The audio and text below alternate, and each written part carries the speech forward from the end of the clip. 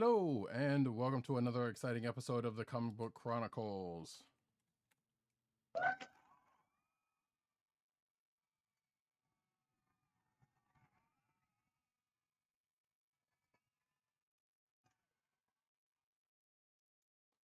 I am your host, Roddykat. You can find me at Roddykat on Twitter. You can find me at News Nerds Need on Twitter. You can find me at CBCaps on Instagram.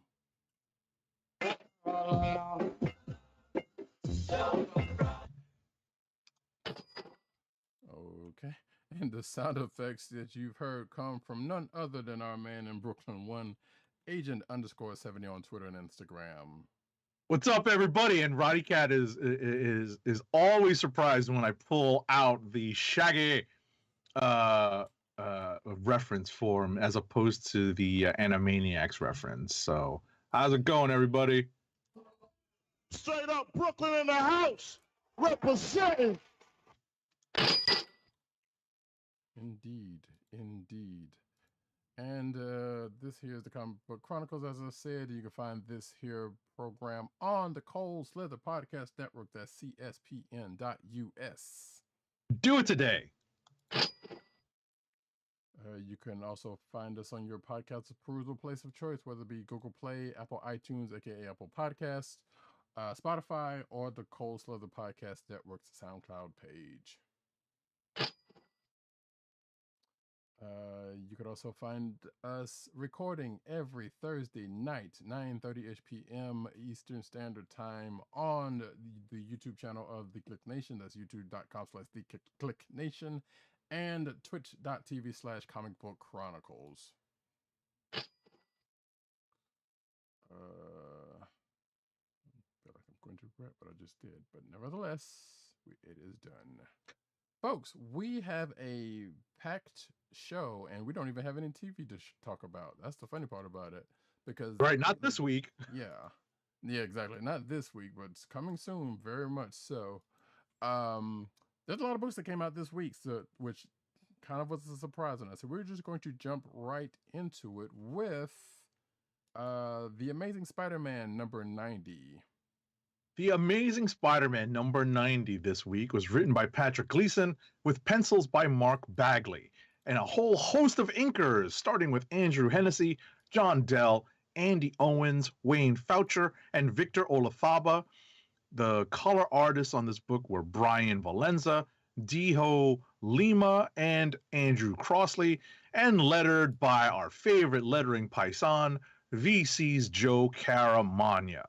Now, we are getting very close to the end of this Beyond storyline, thankfully. So, as Roddykat will start off this particular book, I will just say that we are seeing a little bit of the gaps, a few of the gaps being filled in from the previous issue in this issue, and we kind of start off this issue with that. Take it away, Roddykat. Yeah, so at the end of last issue, we saw basically how Peter got out of the hospital, got out of the webs in his hospital, and it was all thanks to Ben Reilly's girlfriend Janine. Well, that part, the part about her, how she got there or why she went there, was not known up until the start of this issue. Right. Where her and Ben was running away, and he was like, "Yeah, we gotta take down Beyond and burn the place down," which is actually not the first time I've read that in this something this week or during something this week. But regardless, so basically, Jane was like, "No, we're gonna need to go by the hospital first because knows by somebody who can help," and that's where that part comes in, and then we cut back to, I believe, Peter fighting the Goblin Queen to not necessarily great success, but he was kind of, for as shaky as he still is, was kind of holding his own. Right. And there was some really nice repartee here, I have to say. Indeed. Because I think Gleason, his dialogue shine and his internal Marvel continuity knowledge, his knowledge of the internal Marvel continuity helped him a little bit here, because I really like the idea that he included an X-Men reference. Yes. I found that. I really like that. I was like, oh, look at that. That's actually really good. Right. Yeah. I was like, all right, bravo to you on that one. That was pretty good. Which I guess we'll see something about that in a week. About that in the next week or two. Now that I'm thinking about it. Right. But, anyone who's been following Hellions or whatever they're doing with those characters. Wait, is Hellions over? Are they restarting it or no? Hellions is over. No, this is New Mutants. Because that's right. They're continuing that character story, New Mutants. And actually, yeah, because it was like between Marauders. Well, technically that came up at the beginning of Marauders, but regardless, and they kind of left that for a while up until recent. But regardless, so yeah, we will see something about that soon. But yeah, so back to this. Like I said, Peter was kind of holding his own against the Goblin Queen until a certain point, and near the end of this, we get a coming together of the two men spiders. No. Or excuse me, 2 of the 3 men spiders, because we know there's another one out there, which I guess we'll talk about next. Now that I think about it, but so yeah, which actually that part at the end was like, you know what? All right, let's see what happens. Because I do love how Peter was like, "Hey, you're gonna try not to get nuked this time." And part of me is just like, hey, you know whose fault that was? Yours, because you walked him right into a trap. No, that was Peter that said, "Ask that to Ben." If I'm not mistaken, yeah. So, hold on. Also, there was and that also brings up something else, because when they were talking, there was a panel where it looks like Ben was talking as Peter and vice versa. Right. And that was kind of weird. No, it was definitely. It looked like it was Ben talking to Peter, saying, "Can you not get yourself nuked this time?" Okay, so because at least that's how I saw it. That's how I read it. But then, you know, my affinity or lack thereof with my affinity, my lack of affinity for Bagley's art, is not new here on this show. So it's kind of hard to tell. You're probably right. Yeah. You know, who's talking to who here? Maybe it is Peter talking to Ben. Now that I look at the way the characters were positioned when they were unmasked, so that actually doesn't read the same to me anymore. Right. Because Peter's really the one that suffered because he got nuked. Right. And I'm like, wait a second. That was all a setup from Beyond. That was a complete setup from Beyond, because they had Ben in a special suit to avoid that particular attack. And it's not like Briley's ever going to admit to that. Right. But also, I feel like if it was Ben saying it, he would have said nuked again. Yeah. So that's why I figured it was Ben. But like you, it was like, yeah, it was kind of hard to tell who was talking in that instance. So that was the thing. But like I said, that's why I kind of took it as Peter said it to Ben jokingly. So either way, so you know what's funny? What's that? You know what's funny? Now that I look at it, if you look at the are you on that page, the next to last page of the book? I can actually get there really quick. Bing. The scripting and the bubbles are wrong. Right. That's what I was talking about. So if you look at it, the blonde-haired one is calling the brown-haired one Ben. Right. And that's what I was talking about. Yeah, that's what I was just talking about. I didn't realize that's what you were referencing. Like, wait, that doesn't even look right, because that's Ben talking. That's when he said look Ben, I was like, wait, that's Ben who's talking. Yeah, that's who's editing this? Right. And so in that next panel, if you take it from that, if they're still using the same siding, then that's Peter. Then exactly. Then the way I read it works. Right. Because Peter's the one that is hearing "Don't get nuked again." No. Well, the way I'm reading it anyway is that the one that says "Don't get nuked" because of the positioning or from the last panel. If they're in the same position, it's Peter saying that. That's why but if the dialogue exactly, then it works the way I read it. Exactly, and that's so where funny. And that's an issue right there. So that's so funny. It's so funny, folks. Editing is hard. Editing is hard. Lindsay Cohick and Caden McGahee are assistant editors who probably did the bulk of the editing on this book. Shots fired at you for messing that one up, because you should have caught, they're putting out this book on such a tight schedule. That's why they have so many inkers and so many colors on this. Yeah, something's bound to slip because of Right. the time frame they're putting this out in. So, I get that, but yeah. still, I know. It is, it's still an issue, but that's also par for the course, sadly. Right. Which is why, hey, but, you know what? Maybe, if you're gonna do this, maybe take extra care, because you're trying to rush. Seriously. So, as we said, we are maybe 2, 3. Do we know what issue they're going to end on? Is it 93 or 94 or 95? I don't think they're actually going to hit 95. I want to say 93, but I'm not sure, honestly. Right. So we don't have too many issues left, folks. So, we're coming up. Next issue is number 91. So we are definitely in the home stretch of this Beyond storyline in the pages of Amazing Spider-Man. Although we may not be in the home stretch for the Beyond, for storytelling involving the Beyond Corporation. More on that in a second. This is true, because we're going to move over to Miles Morales, Spider-Man number 35. All righty. So, just give me a moment. Now, scroll down. Miles Morales, Spider-Man number 35 is written by Saladin Ahmed, with pencils by Michelle Bandini and Luigi Zagaria. Inks are by Michelle Bandini, Elisabetta D'Amico, and Luigi Zagaria. Wow, I feel like this book might have been produced in Italy. Colors are by David Curiel, and letters are by VC's Corey Pettit. So as I mentioned earlier,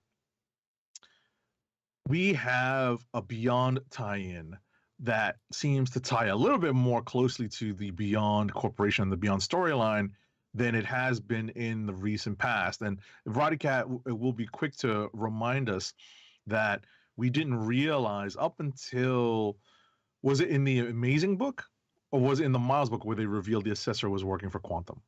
I mean, Accessor was working for Beyond, that is, and Quantum was working for both. I believe it was in Miles's book to where we found out. No, wait, no, actually, I take it back. No, I think it was an Amazing. It was an Amazing, because that's when Miles was like, okay, I'm going to take care of this, because it was at the end of when Miles had met Ben, or re-met Ben. Yeah, right. That's what I remember. Amazing. So I wasn't sure if that was in the pages of the Miles book or not. Yes, no, that was amazing. Yeah. Right. So bottom line is the two characters who have become the leads of this book being Shift and Miles, of course. And Miles is I kind of wish that Miles' design was a little bit more streamlined. I love the design of it, but for the baggy windbreaker. Mm-hmm. I'm not a fan of that, and it really kind of I like the overall color design, though. Yeah. Right. So if they made that a streamlined Spidey suit, I would be okay with that. I wish they would have gone to the Into the Spider-Verse. This is the one time I wish they had gone to the movie version and just caught that. You know what's funny? I think they chose this because, or they thought about choosing this is because Shift is actually wearing his OG costume. Right. True. It's interesting that they use this opportunity to give Miles a different look. But in any event, getting back to this particular story, so the Accessor is being confronted at a Beyond facility, and bottom line, he is holding his own and holding off Shift and Miles, and is able to call in Quantum. But we find out that Quantum is not exactly playing at 100% or fighting at 100% for reasons that are a little bit confusing and convenient. Definitely convenient, because to a certain extent, this character is overpowered, like, almost to the extent that it's the definition of what OP is for gamers, right? Because he literally is bonded with an infinity gem / stone. Right. And there should be no way that Miles is able to connect, Miles and Shift, as powerful as they are able to connect with Quantum the way they are in this. And when I say connect, like literally laying a finger on him. Right. Landing punches. You know, yeah. exactly during their altercation during this issue. But it turns out that conveniently, as Roddykat so aptly put it, Quantum has been either tortured or put through some serious paces by the Accessor, and Quantum chooses this point to choose the other side, right, and turn on the Accessor and side against the Accessor and take Miles aside, and leads Miles and Shift to basically well, before that, at the end of this, Miles and Shift are able to at least temporarily gain a victory over the Accessor. We don't know if this is a permanent one.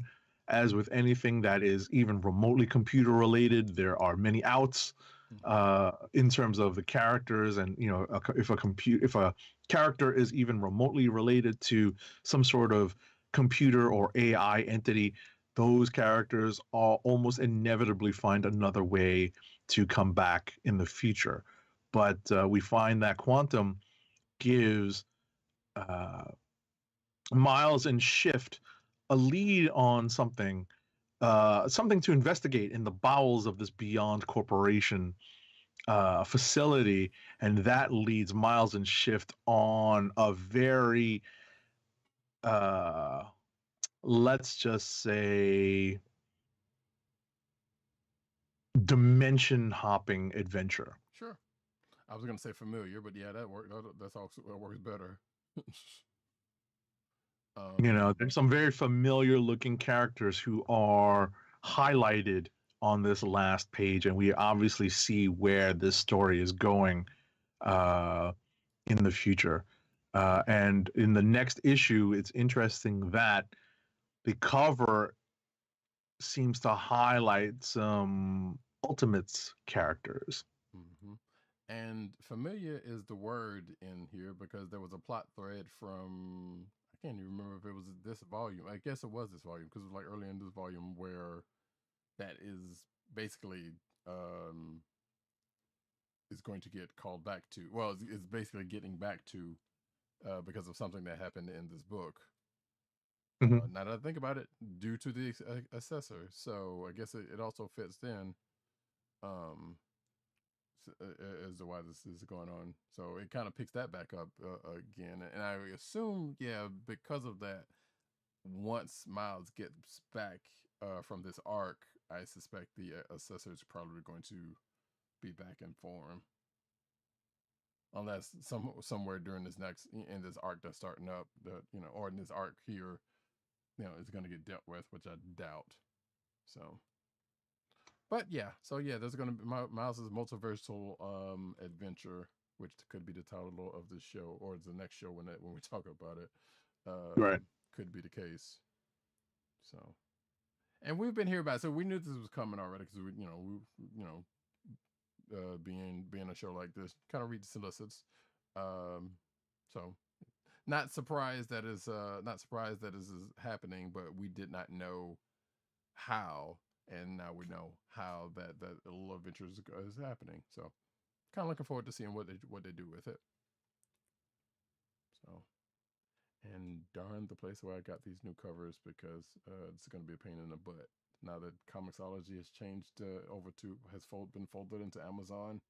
I hate the new site. Bring back Comixology.com, god dang it.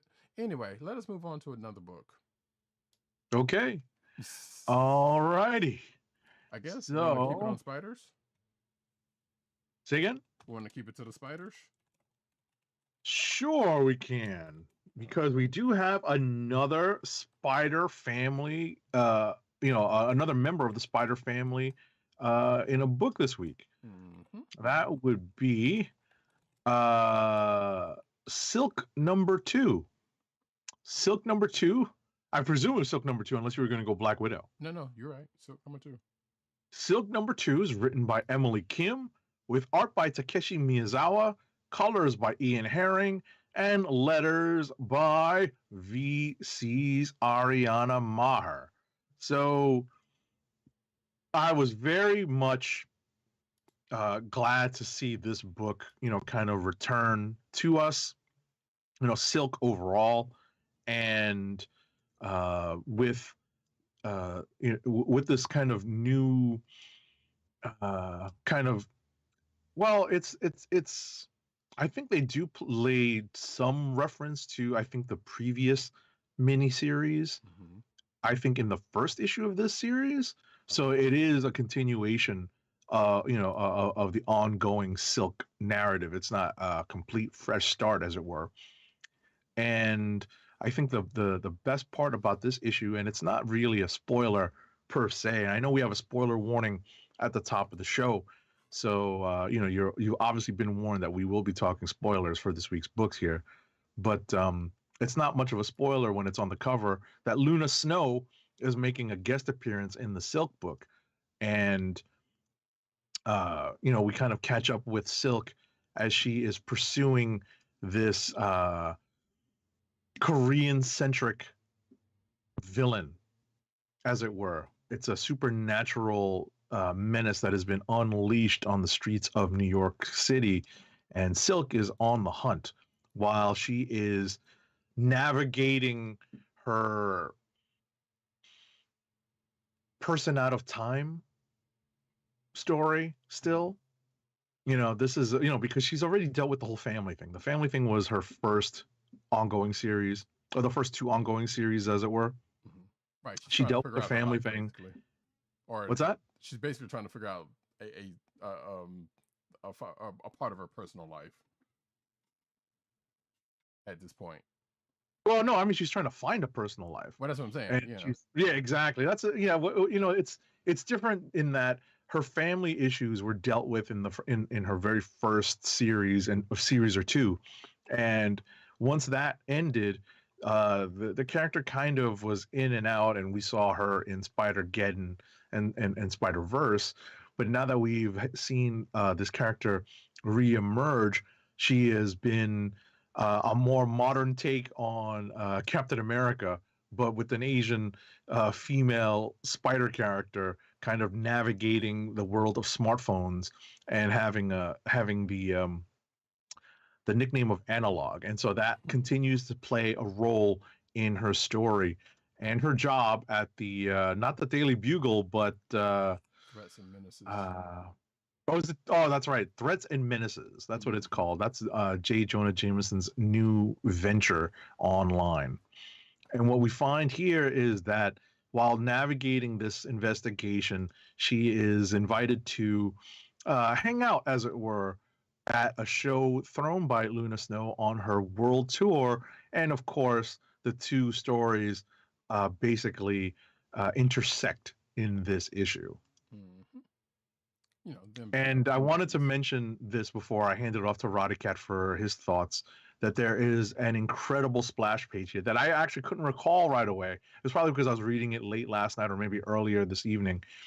And I got it confused with Black Widow, but there is an incredible 2-page splash with Silk, Luna Snow, and some bad guys.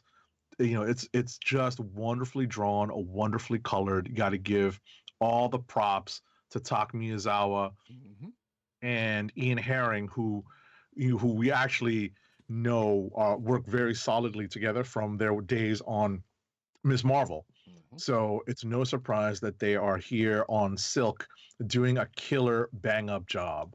So it's a fun book, and I'll before I hand it off to Roddykat, I'll say that it's an incredible time right now. And when I say incredible, it's not always good. We may be on the brink of World War III. That's probably the extent of our foreign policy talk tonight. But at the same time, this is a week where we have not one, not two, and I'm not trying to quote LeBron and Dwayne Wade and Chris Bosh when they were joining forces in Miami, but we actually have 3 books this week that have lead characters that are Asian or Asian American descent. Specifically at Marvel.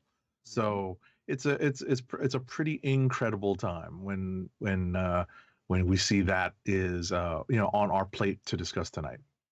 Right. I believe Takamizawa also did some Captain Marvel, but it's I can't.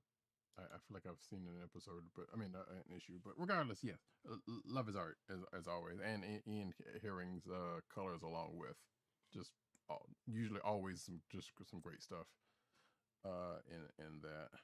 There's really not much else to say about the Silk issue though, because we pretty much covered the bulk of it. It's like, yeah, we got to team up with Luna Snow and Silk, and you know,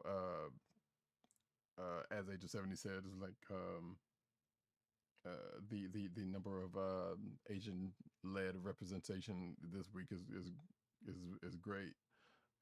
I do also like, especially specifically in this book, because in the beginning of it, Cindy is talking about, I was like, you know what? Hey, Koreans, I have a Korean heritage. I should probably look more into it than I have. So, and she kind of goes into that as she's pondering, the aspect of her life that she's trying to get a handle on.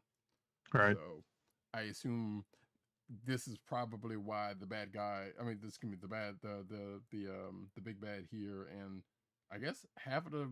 Now that I think about it, half of the villains that she's gone after or has been dealt with in this volume, the last volume, and that I guess in the one shot had some Korean heritage, Korean origin to it.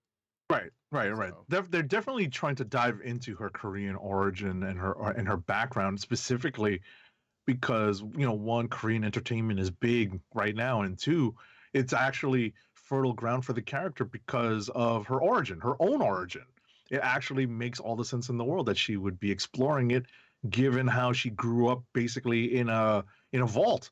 Yes. With what VCR tapes of 80s and 90s shows, if I'm not mistaken, if I recall correctly. She was basically the Kimmy Schmidt. Right. So, but bottom line here is that this is a pretty enjoyable book, and it's nice to see members of the Agents of Atlas, running around without that book around, still palling around together. Yeah, and I was going to actually mention that because that's the only other place where we've seen Silk prominently, and even then, like it felt like they were kind of poised to give her a little bit more in that particular book, also because the Amadeus was the lead, but she was kind of like the soul of the group, right? And that, but they kind of went they kind of went away from that near the end of that. So, well, I mean, unfortunately, they were trying to service a lot of characters in that book. So there were definitely some characters who received more shine than others. And we've seen Swordmaster go in a very different direction post Agents of Atlas. Shangshi is obviously going in another direction post Agents of Atlas. Mm-hmm. We really haven't seen much of Amadeus. He did appear in Immortal Hulk for a brief spell, right? But there hasn't been much done with that character since. Yeah, he showed up in Spider-Man mini that I read, like Web of Spider-Man or something like that. That was from a few months ago. But yeah, outside of that, and I was like the tail end of that. Right. And that's not exactly canon, as it were, but definitely it's nice to see the character appear. Right. It's just a different, it's definitely a different feel for these characters, but it's nice to see some of the connections remaining here in the Silk book. Right. All righty, President Bartlett. What's next? Well, there's two ways we can go with this.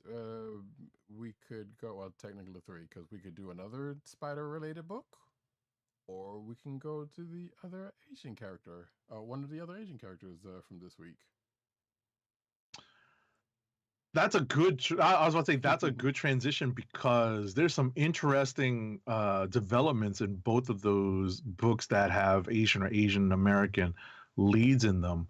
Mm-hmm. But I'm gonna choose the Black Widow book because there is, and we're not spoiling this, even though we definitely gave you the spoiler warning at the top of the show. I'm gonna ring the spoiler bell here, but we're not going to spoil the cliffhanger at the end of the book. We're not going to do it. We're not going to do it. I am not quoting George H.W. Bush here. That's the Saturday Night Live version, that is.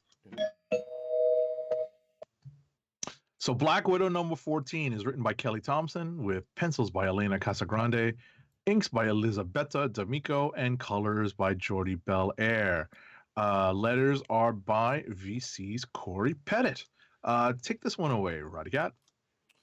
So last issue, we were in a, well, it was basically a flashback to the first time, if I'm not mistaken, it was the first time that Natasha met this, met the her antagonist from this issue, and their first meeting where she barely got away from. Now, this issue cuts back to the present, and this and them still infiltrating that gala where she met up with this person again called the Living Blade, who pretty much, she even admit that it's like, nah, he can kill me. He probably could kill me.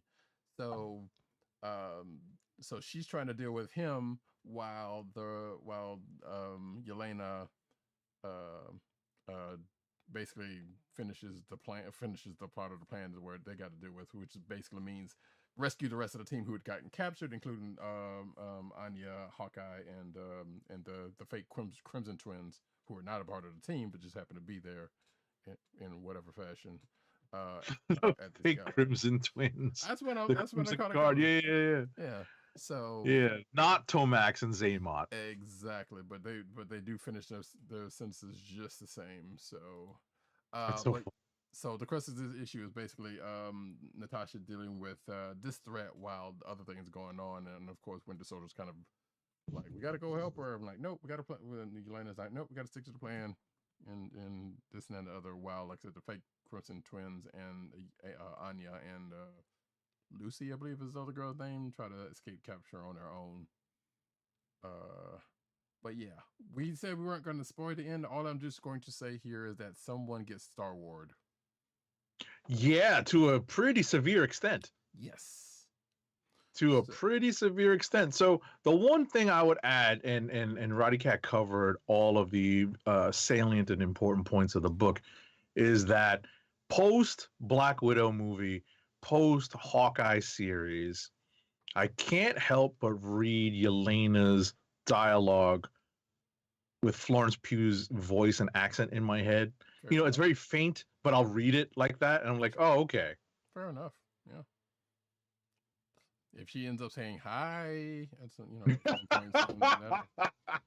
then we will know. But yes, I can.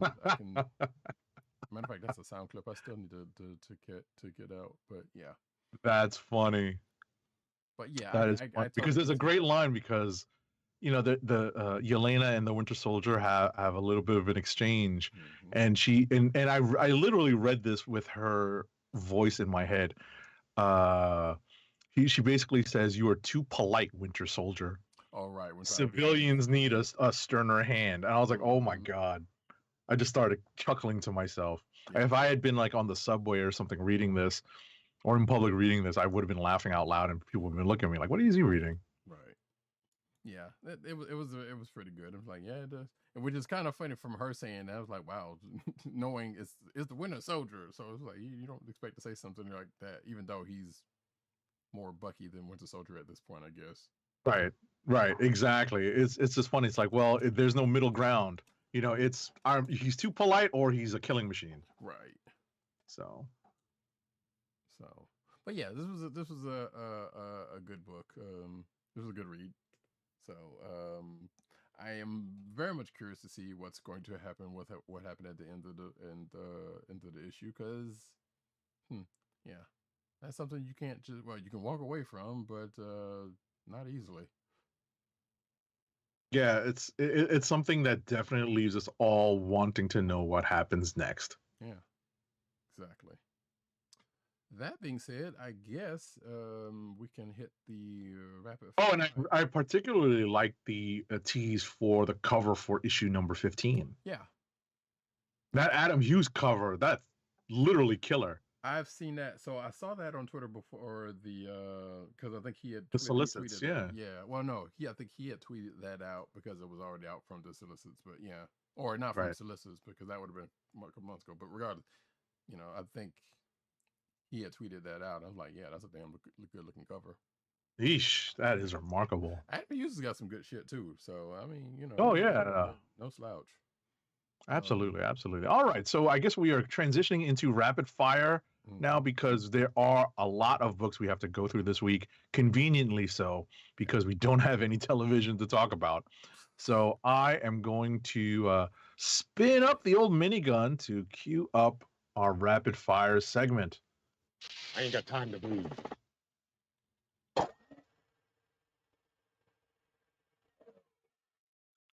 All right. Do you want me to lead off? Please. All right. So the first few books I've got are books that Roddykat has not read, but for one. So the first book I'm going to talk about is Berserker. Berserker, number 7 of 12 from Boom Studios. This is a book written and conceived of by Keanu Reeves, written and co-written with Matt Kindt. I'm sorry, this is art by Ron Garney. Don't know why I put in inks by Ron Garney. Colors are by Bill Crabtree and letters are by Clem Robbins. So in this issue of this 12-issue limited series, we are past, as I am wont to say, we are past the halfway point. And at this point in the story, we find that there is a bit more of introspection on the part of the Berserker character as well as his handlers, because the gist of this book is that this eternal warrior, you know, which is definitely a concept that has seen several iterations and several versions, especially in comic book form over the last, 20, 30 years. In this version, this eternal warrior is under the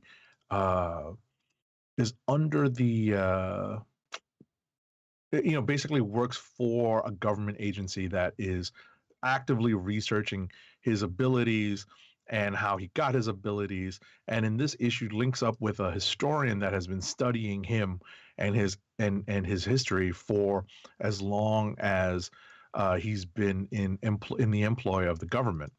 And we get a little bit of a walk down memory lane that goes back into basically prehistoric times, and it is all a flashback, which brings us back to where we actually start this issue, which is a test of the Berserkers' powers. And they're literally about to perform a test that requires him being buried underground, and the observers from the military driving away as fast as they can. So I think we're going to see a lot more of this character's power set and what his body actually contains in the next issue as we head towards the end, or towards the back half, let's say, of this series. Next up is Robin number 11 by DC. It's a DC book. This is a book that Roddykat also read, so I'm going to talk about the credits. This book is written by Joshua Williamson, with art by Gleb Melnikov. Colors are by Luis Guerrero, and letters by ALW's Troy Pateri. So we are at the end of this Lazarus Island story, and several storylines are, several island storylines are kind of wrapped up. We have, of course, the follow-up to the reappearance of one Demon's Head, the original Demon's Head, but there is in this issue a very big Demon's Head family reunion, and that is the bulk of the issue, at least from that side of from that side of the tracks. On the other side, the combatants who survived the Lazarus Island at a fight club, as it were, basically find themselves going off in their own directions at the end of this issue. So I thought it was a nice little wrap up. I have not been keeping up with this story that closely, and I admit to kind of being in and out of it. So I will hand this off to Roddykat to finish up with his thoughts on this book. Yeah. So yeah, it's basically like wrapping this up, like Agent 70 said, and getting into a new arc because like he said, there's an Al Ghul family reunion here, um, with some funny dialogue in it, but also like yeah, Robin and his quote unquote new friends have to tie up or are going off to tie up a loose end from this tournament thing, which they did, I guess, near the at the end of this.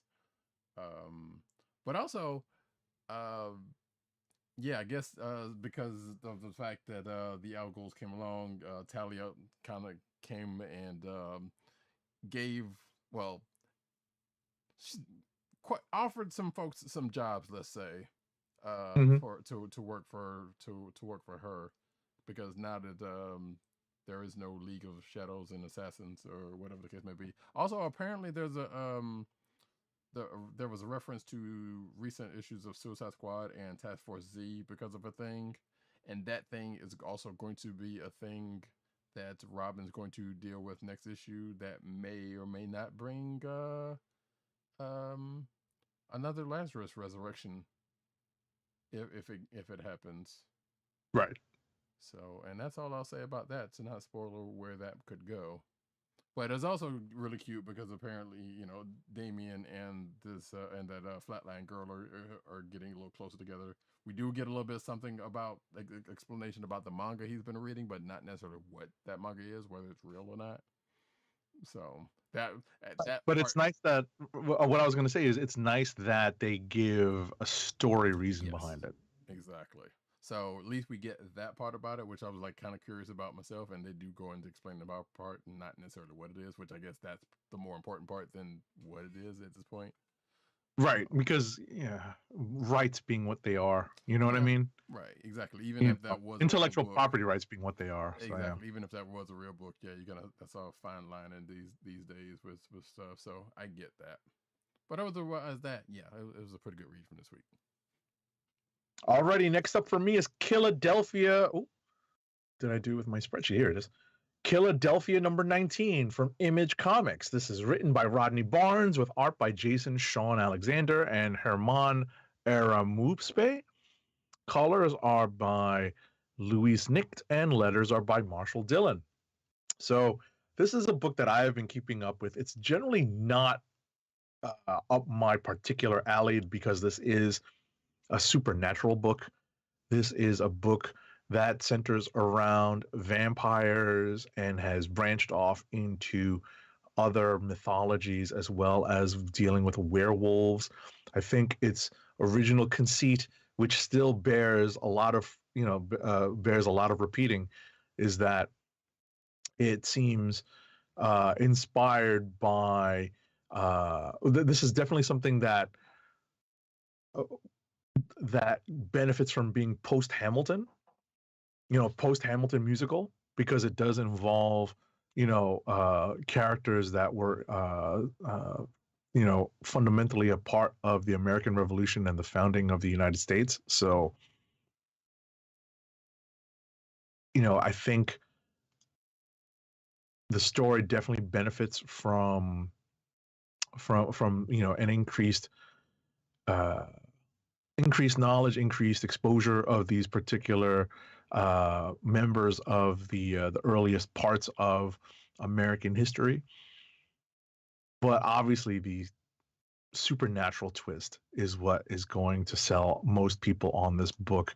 But the social commentary remains. I have to keep reiterating this because I don't know. I think there are plenty of people on this book. I think there should be more. I think it's a pretty remarkable book.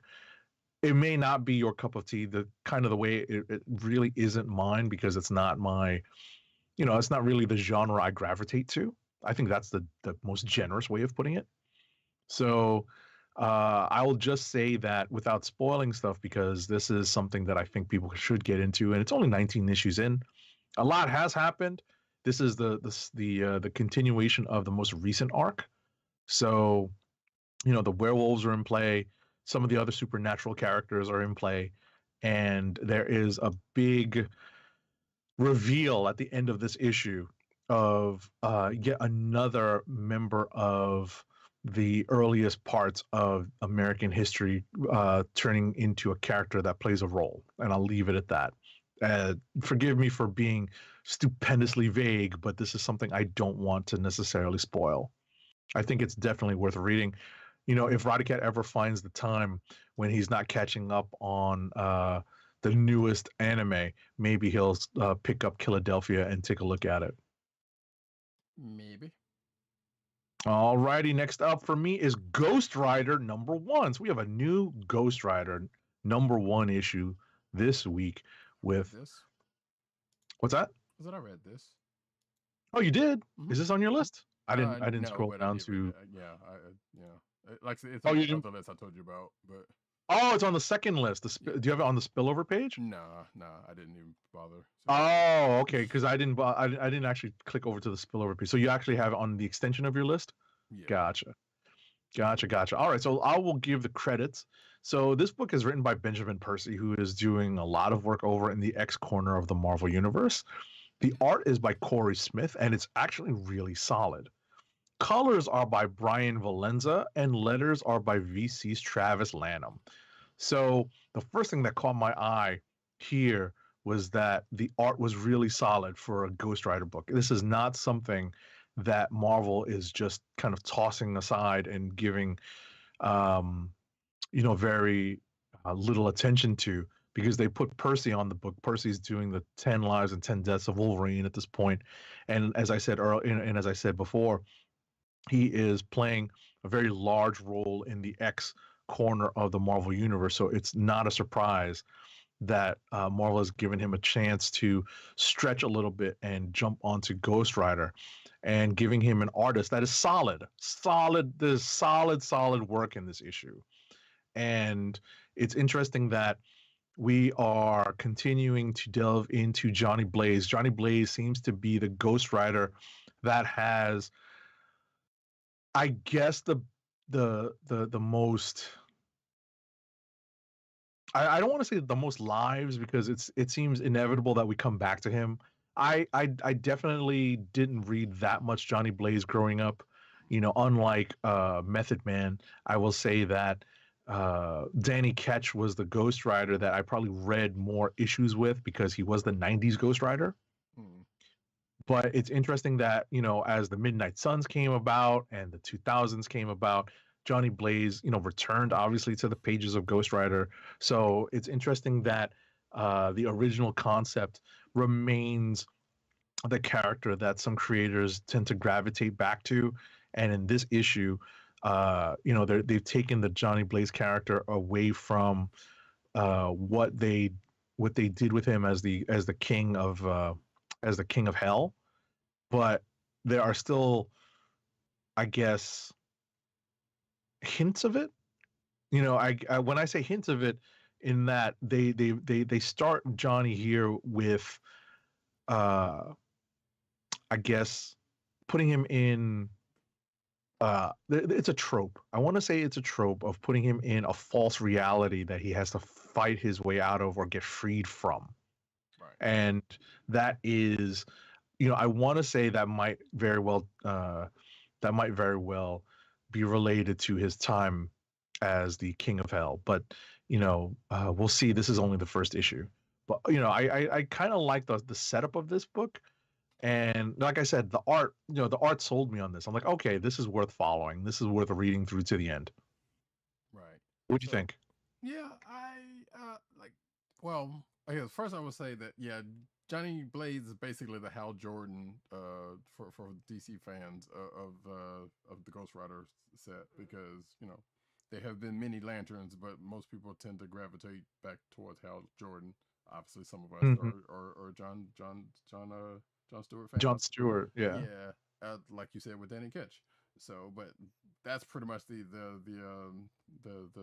parallel there in that situation. So he was the OG. So I guess they're bringing it back to him for that reason. Also worth noting in that respect, it's the 50th anniversary of Ghost Rider, of which he is the first. So I guess that's the other reason why they kind of went with him for this one, as opposed to Danny or even Robbie, who's Right. Well, Robbie. Well, the thing is, Robbie's off on his own in Right. Avengers, leading that Avengers Forever book, Exactly.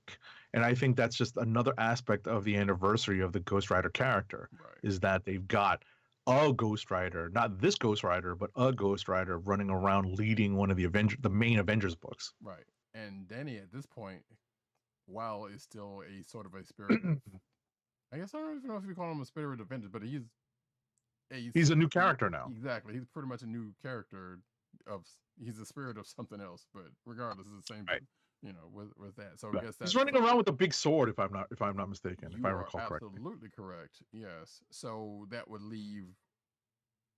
also leaves Johnny, and I don't know if the other, because wasn't there another Ghost Rider that was a woman that was still around? I don't know. I don't know. Or maybe she did. I mean, Jason Aaron's established that the Ghost Rider thing has been around for a very long time. Right, and yeah, going back to 1 million BC. So that being said, so yeah, so here's the one that's still kind of technically here right now. So Right. And it's the OG one. But yeah, so I was interested in that being said. I was interested in the fact that they started him out like this. Kind of has me curious as to who did this to him, which I'm assuming we'll get into. But also this sets up a weird X-Files situation, because you have the introduction of the former S.H.I.E.L.D. agent, who I assume is new, who's kind of like a more edgy Mulder, and who's paired with a buttoned up Scully, in a sense, a male buttoned up Scully, which, so I guess, and so they're now working for the FBI, and I guess having to deal with supernatural stuff. It's probably going to be on Johnny's trail or whatever else is going on in his book, because like I said, it was kind of a weird beginning, Right. And I assume their paths are going to meet at some point. I got a kick out of thinking that it was going to be Daisy Johnson just for like a half second before I turned the page. Just from the back, I was like, "Oh, female S.H.I.E.L.D. agent." Right. Oh yeah, quick. But they revealed it was somebody else completely new. Right, and I guess I mean, I actually don't know if this is a completely new character. That's an excellent. I actually didn't bother to look that up. I did, and I haven't seen anything. So I think I've seen articles say that I think with Percy, and which might be in the clickbait section, that she is all new. Okay. So yeah, because I went looking, I was like, I don't know this character, and definitely would have known a character in S.H.I.E.L.D. like this. So, but yeah. But like I said, yeah, so this is a brand new person, and she's all kind of edgy and looking like Crush or whatever the case may be. But yeah, like I said, they'll cross paths at some point. So I am interested enough, that being said, to see at the very least who's behind this and why, because that's the kind of curiosity that this, because there was a lot going on in this issue that didn't necessarily get to that point. Right. So right. I will tell you that I am not a fan of the redesign of Johnny's motorcycle, the Hell Cycle. Sure, because I thought it's a little busy. Kind of looks like the Tumbler. It's a mix between the 90s. Yeah. You know, it's like they definitely try to adapt the 90s bike, but with more like the Hell Cycle bikes that they've come up with in the 2000s. Sure. I'm not a fan of the design. Right, as opposed to them keeping it the classic chopper. Yeah. Keep it classic. Keep it classic. That's my that's my suggestion. Yeah, I get that. So, alrighty. Next up, I believe this is another book that Roddykat read, Iron Man number 17. It's written by Christopher Cantwell with art by Ibrahim Roberson and Angel Unzueta. Colors are by Frank Darmada, and letters by the lettering paisan, our favorite, VC's Joe Caramagna. So, as always, no good deed goes unpunished. And the way Cantwell decides to teach that particular lesson, and uses the unintended consequences reason for many things being, well-intentioned but eventually going bad trope. That's essentially what he's done here in this story arc with Tony Stark, Iron God, coming back with wielding, if not the entire power cosmic, a vast chunk of it. Mm-hmm. And, you know, as I said earlier, you know, this is unintended consequences gone berserk.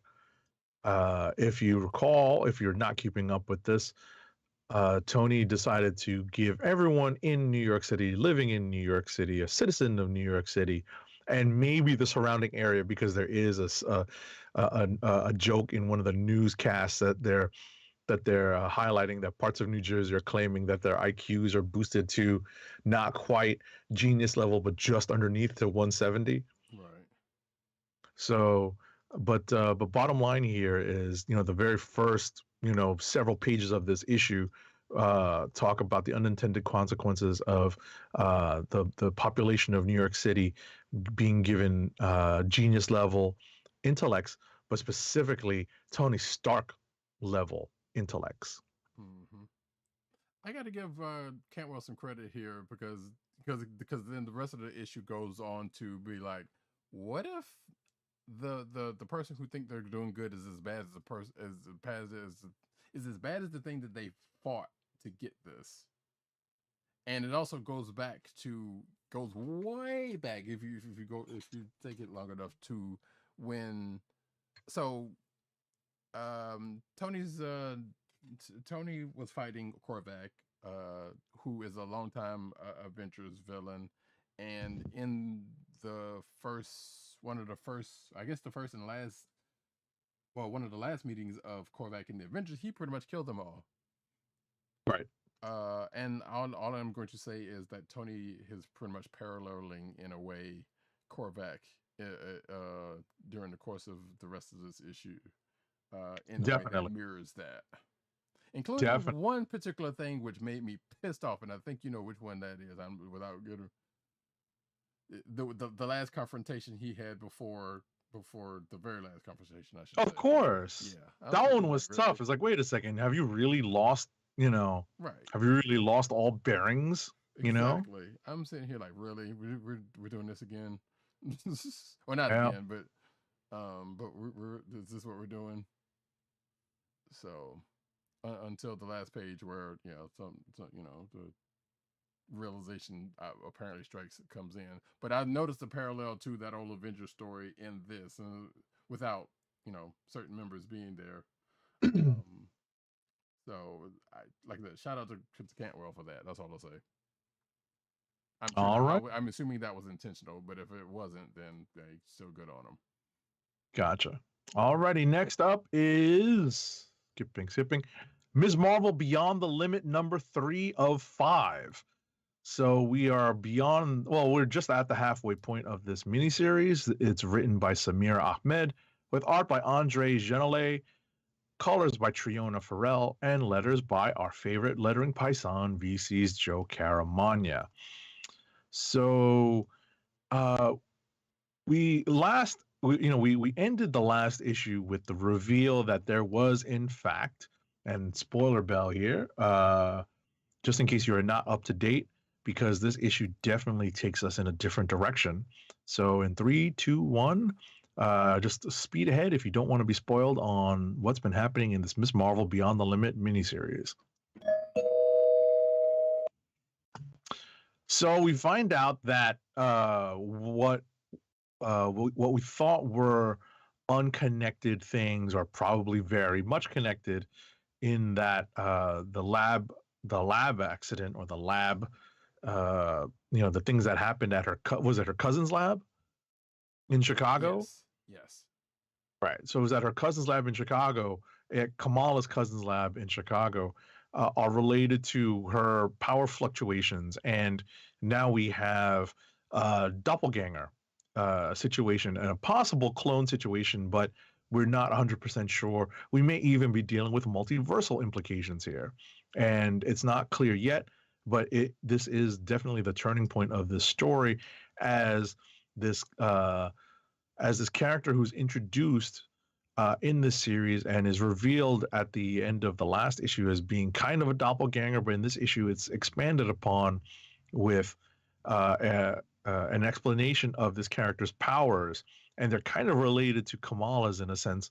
We are led to believe that she might, in fact, be from another dimension and may have been with that dimension's Kamala Khan or Miss Marvel. So, that seems to be how the characters have crossed each other's paths.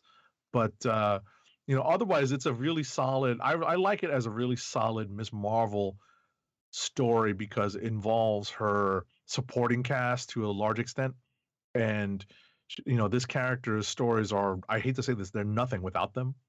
I think they're the strongest when they are involving her supporting cast in Jersey City.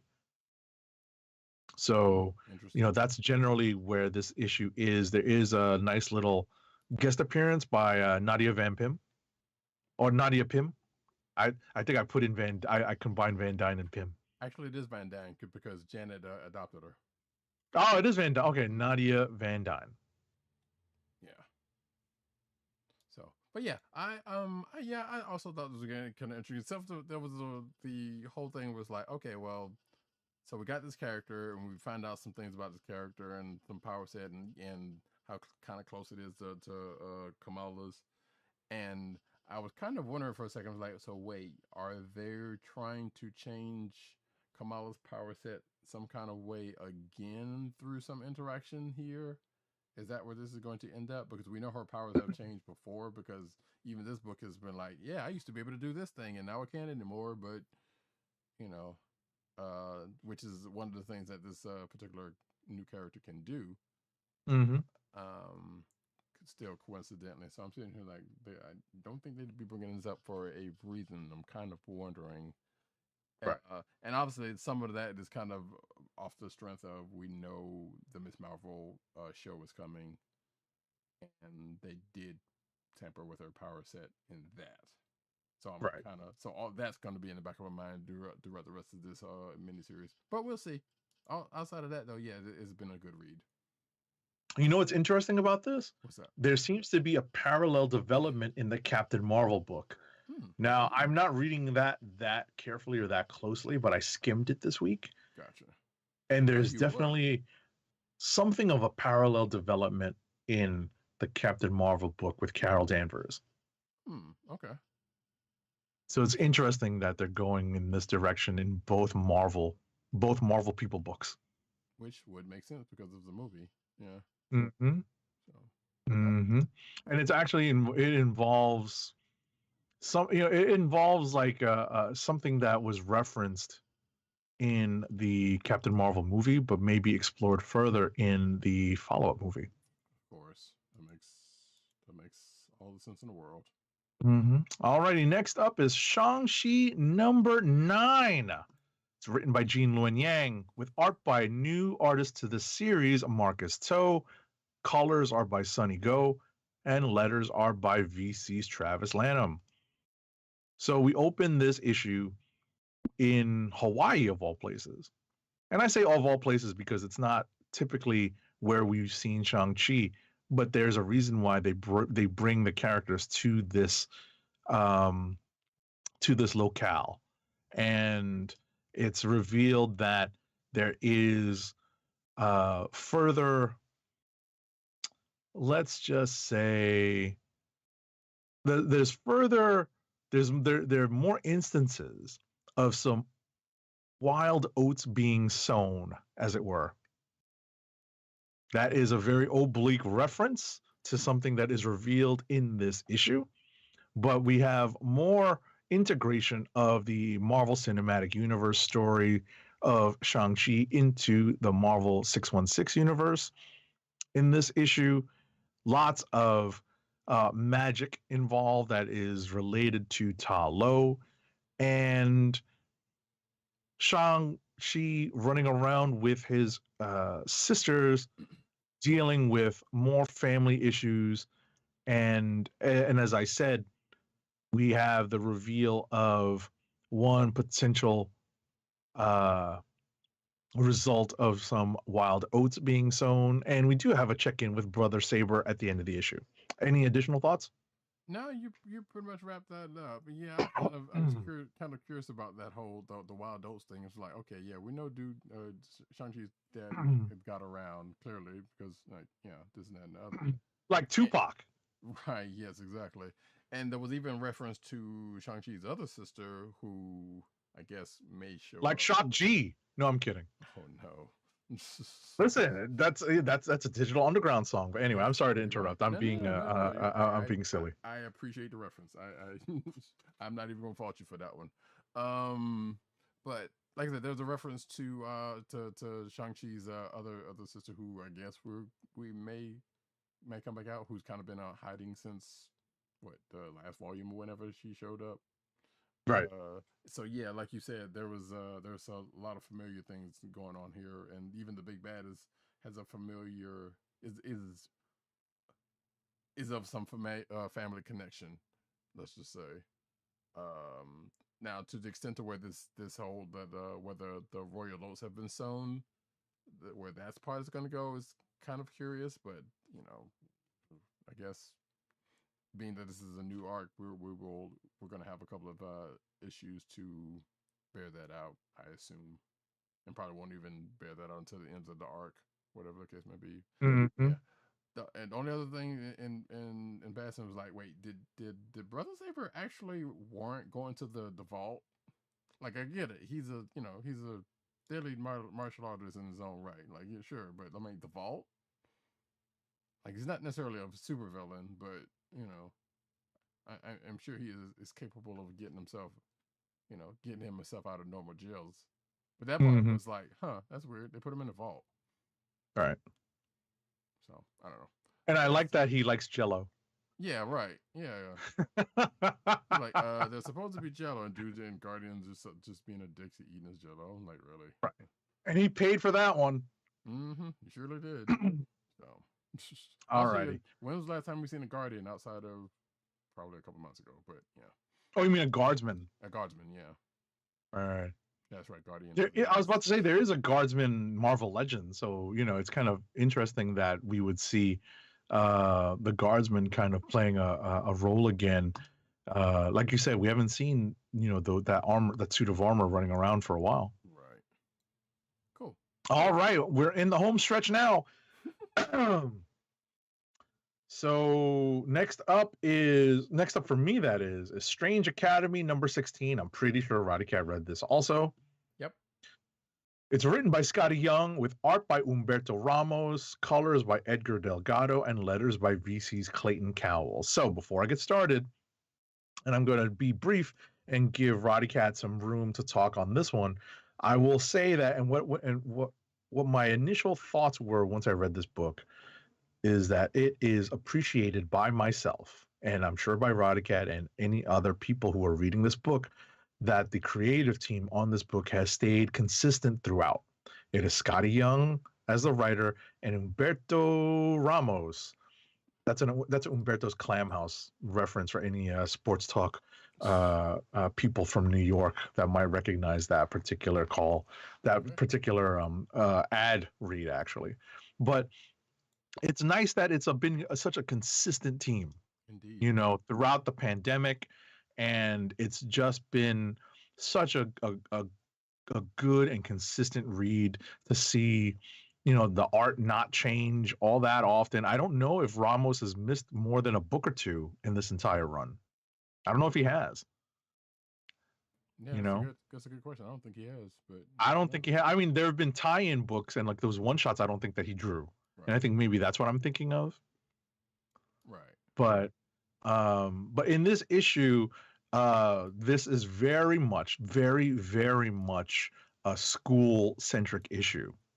And we have, if you're familiar with some of the tropes that come with these school-centric stories of younger characters, there is, in fact, a dance that they are preparing for.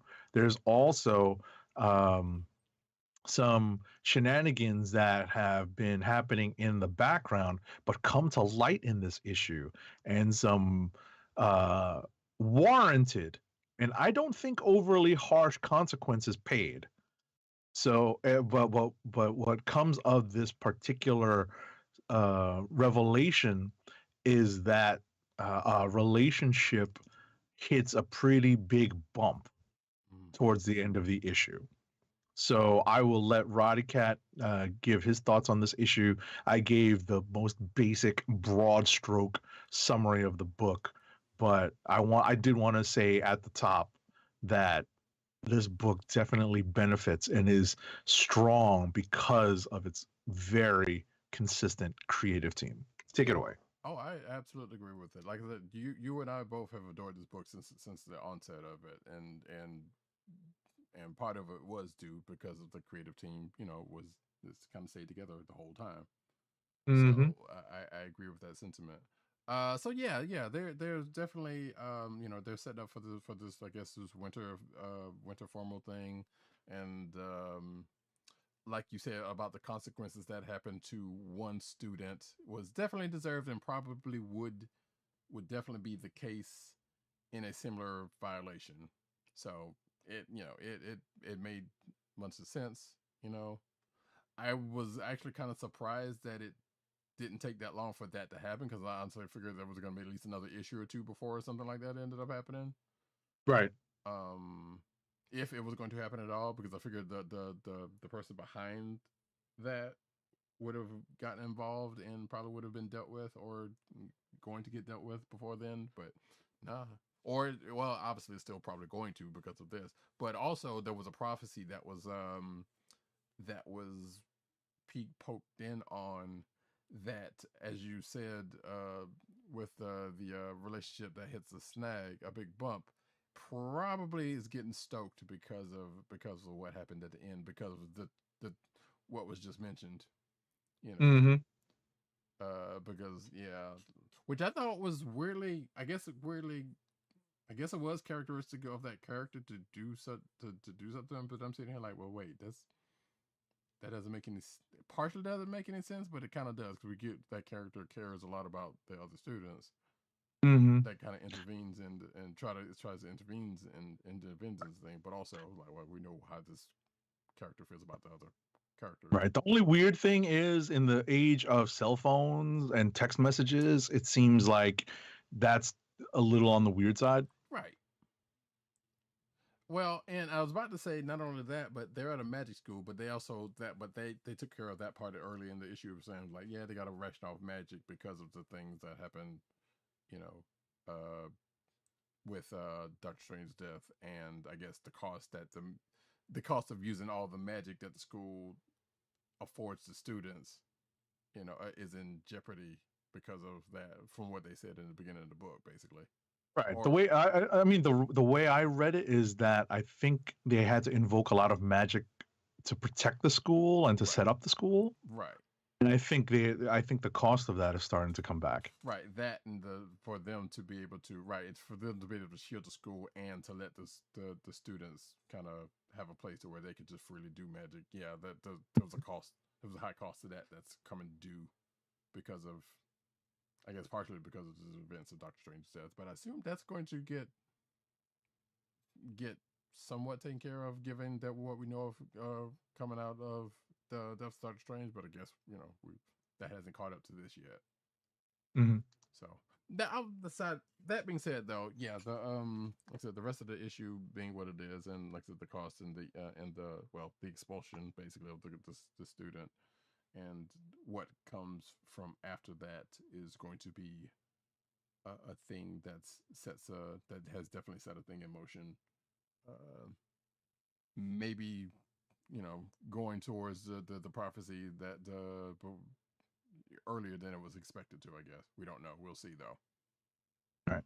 I was about to say, did they introduce a new character in this issue? I was like, who's the Chewbacca looking character? So actually, what they did was, I believe it might have been a one shot from probably like a month or two ago or something, where that student and a couple other students just happened to show up.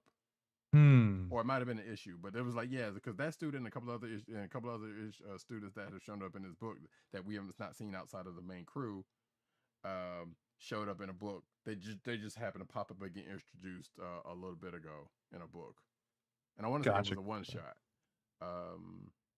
Yeah, I mean, I probably read it. I just didn't realize it, and it's Right. probably because of Ramos's art. Looking its own. He has obviously his own style. Right. So, it's been a while since I've seen a character that looked like that in the pages of the Strange Academy book proper. Right. So I was kind of wondering why then there was like, well, what are all these new characters coming from? And then I guess they just folded them in now or to Gotcha. some stuff. Yeah. Gotcha. Yeah, I mean, it must have been during the death of Doctor Strange one. It was probably during the death of Doctor Strange one shot. I believe so. Yeah. Yeah. I mean, I read the book. I just don't recall. Again, folks, we are one probably getting a little old, and two, we read a lot of books, so it's very hard to remember everything that we read. Cross brand, cross genre, cross everything. Right. And believe me, there's a lot of characters in this book already. So it's surprisingly enough, I remember some of the names of the characters in this book, and what Right. I mean, don't get it twisted. I definitely flip back, and I definitely appreciate the penchant for some books, and specifically this book, to have a lot of the main characters and their faces being highlighted at the beginning of the book. Right. So that we can pick them out. Right. So I definitely appreciate that. Good job on that one. Creative team over at Strange Academy. I want to say that's probably from the editor. Sure. I'm just gonna say real quick, shout out to the and there's a couple of times if you're watching the video version of this program, you have seen me flip through a couple of variant covers. And shout out to the variant cover that I picked out for this one, because I believe it's an art album. Actually, is it an art album? I'm not sure. Is it the whatchamacallit? Is it the Spotlight? It's Ryan according to the book, according to this book's credits, it's Ryan Stegman actually this month. Ryan Stegman and Edgar Delgado. Oh, okay, so there's that one that says, so where I pulled these covers from, there's one that says Adams, and I think it's a picture of it looks like a picture of Danny Moonstar. Oh, interesting. Yeah. So if you're watching the video, you can see that cover as I try to balance it back out. Interesting. Now you made me want to look. So forgive us, folks, as we kind of delay finishing up rapid fire, turning into 3-shot volleys, because I want to take a look at this cover, because I think I remember looking at it, looking at this cover that Roddykat is referencing. So this was Strange Academy.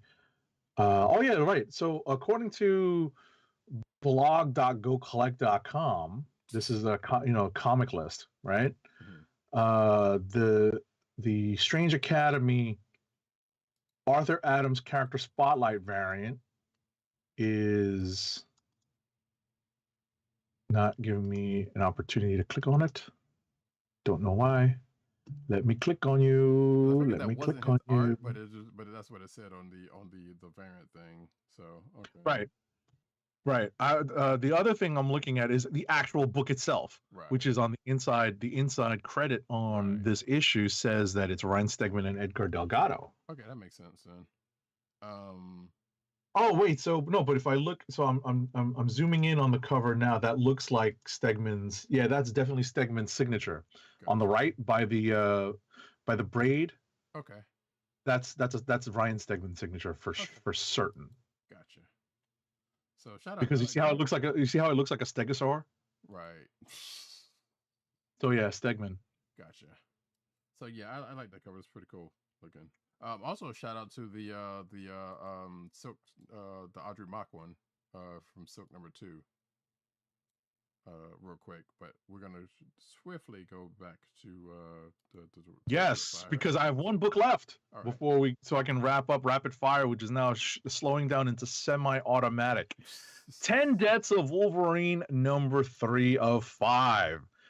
This book is written by Benjamin Percy with art by Federico Vicentini, colors by Diho Lima, and letters by VC's Corey Pettit. So if you are not keeping up with this 10 Deaths of Wolverine, it is most easily characterized as a continuation of what's been happening in the pages of Wolverine, in the pages of X-Force, but also in the pages of anything that had to do with the recent happenings surrounding Moira McTaggart, because a lot of this is based around that. And we have some really big revelations in this issue about Moira McTaggart, possibly how some of the future lives that we saw during Hoxpox that Moira McTaggart was living play out, are playing out in real time in this 10 Lives and 10 Deaths of Wolverine story. So if anyone is interested in seeing how that stuff might be playing out, I think you should be reading this. I initially came into this thinking that this was maybe not going to be that crucial to the Krakoan storyline, but I think this is going to be pretty important when all is said and done. So I have not been physically pulling this book. This may be something I wait for a trade on, but I think that all in all, if you are interested in seeing how some of these storylines are being carried forward, specifically the Moira storyline and how that is being kind of intertwined with this trip down memory lane, as it were, because of what's been happening with Mikhail Rasputin, Colossus's brother. That's where the X-Force tie-in comes in, and just a lot of threads from various X books are being carried forward and picked up on that is in this book, in these series of books. So I will leave it at that. I really can't say too much because I think Roddykat may end up, going through these books because they're coming out literally rapid fire. So it's not like he's going to be waiting too long for the next chapters of this story.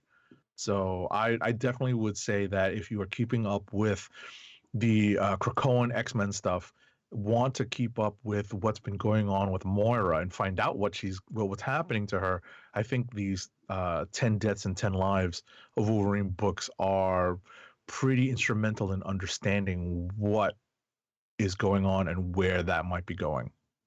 And that's it for me. Gotcha. I saw a tweet that said that basically Hickman and the whole Hoxpox thing set up Moira to be like the most intriguing character in mutant history. I think that was something like that. I'm kind of paraphrasing because I forgot the whole thing, but it was like, yeah, that's kind of true because of Hoxpox. The setup of Moira from Hoxpox seems to be at least part of it paying off right here in 10 Deaths, and obviously in pages of X-Men, pages of X-Force. We saw little bits of it, and all that stuff is being carried forward and being built upon in the pages of these 10 Deaths and 10 Lives books. Oh, Inferno also, because we saw what happened when all that jumped off, or at the end of that. So, okay, cool. Let's see. Yeah, like I can definitely say that I've been very intrigued reading this. Gotcha. And I don't necessarily think I regret not getting it. I wonder if it'll be that hard for me to find it at a convention or in a comic book store as a back issue. I don't think it will be. Yeah. Because they always put out 1 million copies of these things, 1 million covers, so they generally don't sell out. So I don't think it'll be too hard.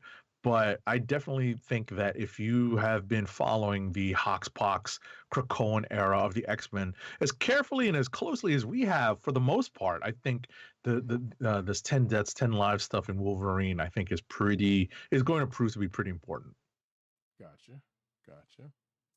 Alrighty then. So for me, we have Phoenix Song Echo number 5 of 5, written by Rebecca Roanhorse, art by Luca Maresca, color artist Carlos Lopez, and letters by VC's Ariana Meyer. So this is the last issue of this miniseries. Echo has gone on a well, thanks to this other guy she met, River. So the whole crux of it was that someone was attacking her family's timeline. We found out that it was the adversary. Longtime X-Men fans who would know that name from specifically a certain X-Men event would know that name, and also all of the mutants. exactly, and the relationship with one mutant Forge, who also shows up in this book, as if you can see from the cover, because he was tracking down Echo because of the fact that she has the Phoenix Force in her, and he, he has a little bit of he knows a little bit about the destructiveness of the Phoenix Force, just a little bit. So yeah, so the short strokes is that they all end up facing the adversary in this book, and Echo ends up getting control of the Phoenix Force powers, and realizing a little bit that is a little bit more than the destructive power that she knows it is, and also meets a new friend, or has a new friend at the outset of this. And also, as I forgot from the first issue, is getting trained by Forge, which she says she doesn't need, but and part of this had me thinking, was like, well, okay, this must take place before the events of Fantastic Four, because they end up going to a manifestation of a place that is no longer around at this point in the Marvel universe, or at least not, actually it's not even around. So that is familiar to the Phoenix. So I got a kick out of finding that one. I've seen that part. But otherwise, like I said, it wraps this up. We'll see Echo again in the Avengers storyline, and actually, I believe in the letters page, there's even a little nugget because of the show that is coming out that may have been put in there. Just a little nugget, not necessarily anything spoilery, but it sounds like locations of something that's in this book and may or may not be in the show, because we know that Echo is getting a show, a Disney Plus show. So there is that. Let's see. Deathstroke Inc. number 6. Excuse me as I pull that up. It's written by Joshua Williamson. Oh, yeah, you did that one already. Oh shoot. Oh, you didn't put the credits in. I did. No, I had the credits in. Maybe I didn't. Okay, well, fudge. I had the credits in. I think I might have deleted them. But I know Joshua Williamson is indeed the writer. Let me see real quick if I can. Let's see, let's get this. Pardon me for a second. Deathstroke. See if I can help you out. All right, so I don't have all of the specifics. So, but yeah, definitely written by Joshua Williamson. Yeah, I think it looks like art was by Paolo Pantalena. Mm-hmm.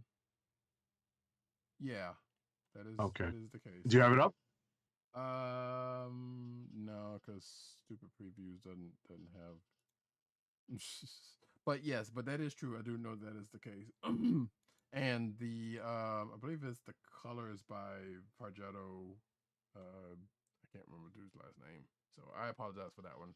But regardless, so this first arc has been Black Canary and Deathstroke working together under this group called Trust, who is not necessarily what it seemed to be.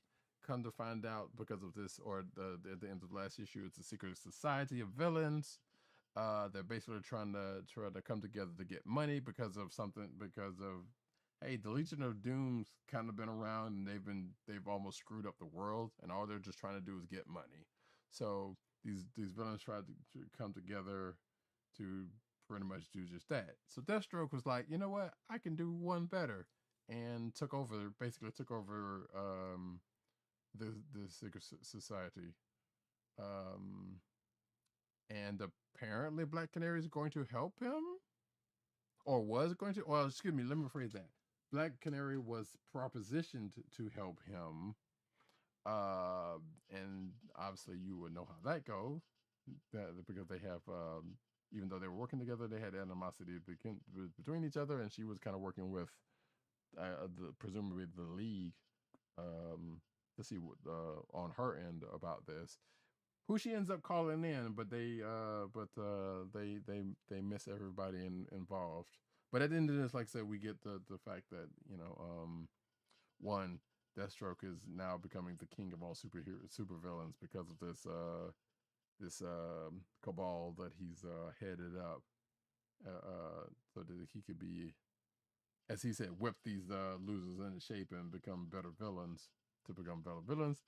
And we also see at the end of this Ravager and Respawn from Robin.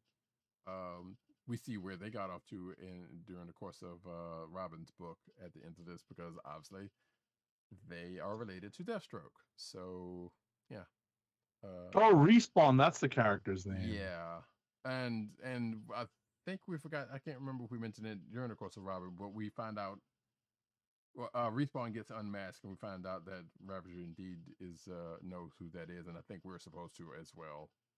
And Right, or at least we're supposed to guess. Yeah. We're supposed to have a very good idea of who it is. Right, exactly. And I think as I was talking to Agent 70 before the show, I think I have an idea. I don't know if that's actually true, because that part of DC, DC stuff, I don't know.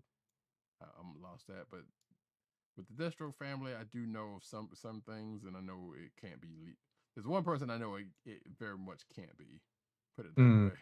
So I gotcha. You know what's interesting? I'm just flipping through this book now because I wanted to help Roddykat out. This is, of course, a team effort here. Mm-hmm. We are co-hosts here, so when we are looking for book credits, while one person might be looking, the other person might actually be able to pull it up. Mm-hmm. This book, Deathstroke Inc. #6, is written by Joshua Williamson with art by Paolo Pantalena.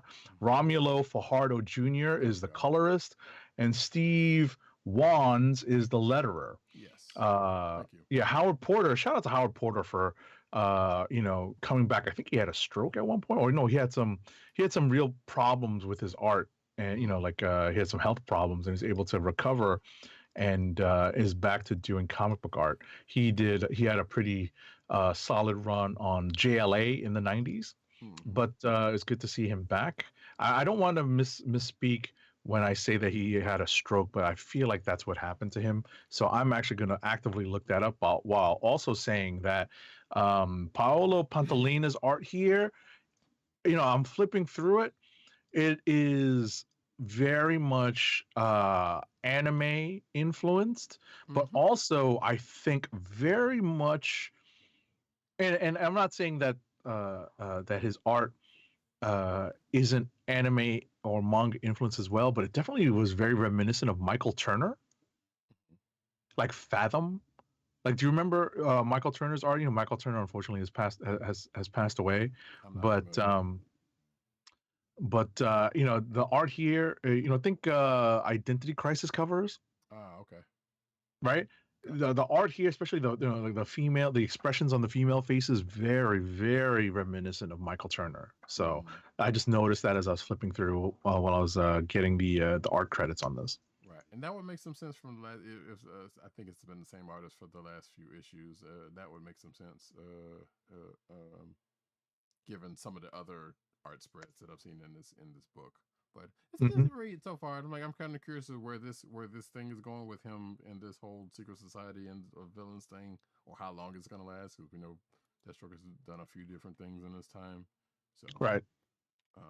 But we'll see how that lasts, or how long that lasts, if it does. Move right along, though. We move to Transformers War's End, #1 of, I believe, 4. 4. Yes, I am right. Written by Brian Ruckley, art by Jack Lawrence, inks by Matt Froese, colors by John Paul Bove and Priscilla Tramontano, and letters by Jake M. Wood. So yeah, I think I talked about Transformers 40 last week. this book kind of references that. So basically, there's this other, I guess he's a Decepticon, or basically this other antagonistic bot from a previous war, the Three Sparks War, called Exocron, who pretty much came to Cybertron to fuck it up and to take it as his own. They somehow dispatched him, but he's back now, and people have gotten, well, excuse me, bots have gotten, well, bots are people too, have gotten wind of him. And in this particular book, there's a group that's kind of looking for him while the events of Transformers 40 is going on, with the whole big battle with the Autobots versus Decepticons. And like the Exocon's kind of here in the background, like, yeah, I got some plans of my own. And he's kind of realigned himself with Skywarp and Shockwave and some other Decepticons to kind of try to retake over Cybertron. And like I said, pretty much both sides know that this person may or may not be this around, and they're like, oh no, we're not going to have this whole, we're not going to have this back only. This might be a priority if it is, or whatever the case may be. So, and I know we know the Transformers license kind of coming to the end around the summer, so I don't know if this kind of was already setting in motion that, or this is kind of just side stuff to what the stuff is going on in the main book right now, which they've done that. Like, they've kind of split off some stories into miniseries like this before, so it's not like this first time. So, but that's that. Aquamen #1, which is the event book for the Aquaman corner of the DC universe. Let's see. Script by Chuck Brown. Shout out to Chuck, Carolina's own. I believe he's actually from here. Chuck Brown and Brandon Thomas doing the scripts. Art by Sammy Basri.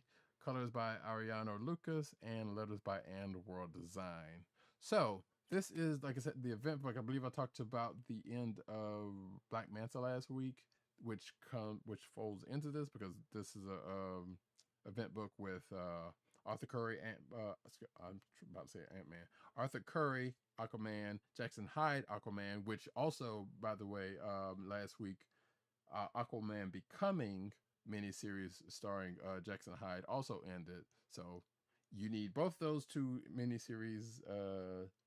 You might want to read both those miniseries before going into this if you're interested, because they are definitely connected. And actually, they're pretty good reads on their own, especially because I just finished reading before the show the Aquaman Becoming with Jackson Hyde, or not before, well before the show, but it was actually a pretty decent read going into this event here. So, Arthur Curry, Jackson Hyde, they're teamed up. They're trying to take down Ocean Master and his, but they come across some. Well, while they're trying to take care of that, Black Manta is also trying to take another thing, which kind of stems off of his book, and that's all of that stuff is going to be connected, and they're all working together. If folks don't know, Jackson Hyde is the son of Black Manta. Black Manta is one of Aquaman's greatest, probably one of his main rogues gallery. You've seen him in the Aquaman movie. Which also you see Ocean Master in the movie. He's the kind of the father first enemy here, so that's kind of funny. But apparently, all three of those gents are teaming up in this event because of things that are going on in this book. Like, there are, I'm assuming, Atlanteans that are becoming active and doing some real strange things in various places of the world, but they haven't all gotten to that together. Like I said, it was just the two separate parties kind of doing things, and then at the end they met up. And of course, being that Black Manta and Jackson Hyde are, not necessarily on the best of terms, they have a reunion that goes the way it expects that relationship to go before Arthur Curry comes in and says what he says.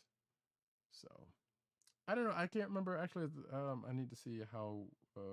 I want to say it's 6, but I can't remember. It's either 6 or 7 issues of this event. But I was curious coming out of reading Black Manta and having read the Aquaman becoming of this event. Go figure. So I will we'll see how that goes. In the meantime, or when it comes out, or when it finishes coming out today. And I think some of this is coming from that Infinite Destinies or whatever book that came out that started a whole bunch of stuff, but I never read that. Anywho, let's see. Speaking of Aquaman, oh no, did I not get a? Oh, I don't think I got I didn't get a thing for that one. So, Aquaman Green Target. Excuse me, Aquaman Green Arrow Deep Target number 5 of 7 is my next book. Where's my credits and my super suit? Where is my super suit? Written by Brandon Thomas, the aforementioned.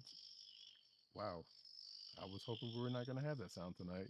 I know, it's been a while. We went pretty long in tonight's show without it coming up. Yeah, that's weird. But written by Brandon Thomas, art by Ronan Cliche. I'm going to say that's how that's pronounced. Apologize if that's not how it's pronounced. Colors by Ulysses Areola. Letters by Josh Reed.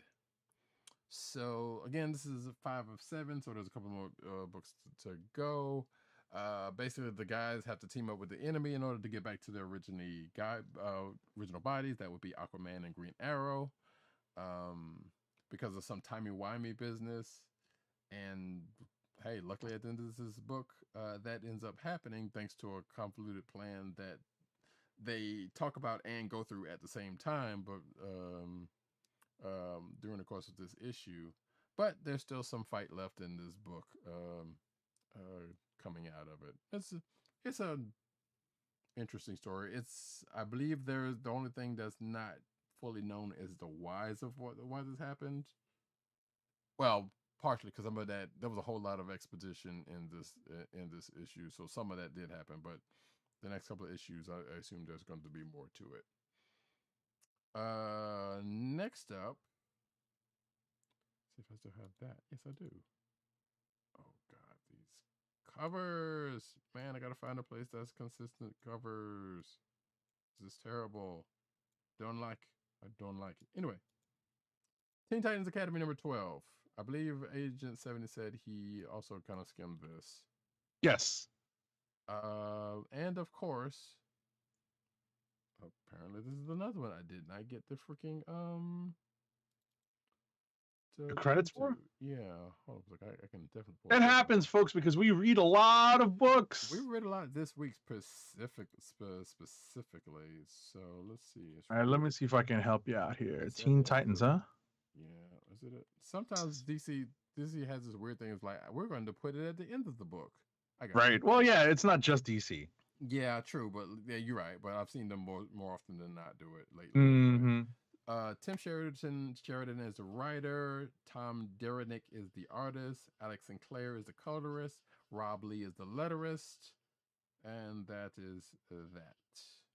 So this is pre. No, we don't want to do that. Still pre. Future State, but this is pretty much rounding that the catch up to Future State. Off.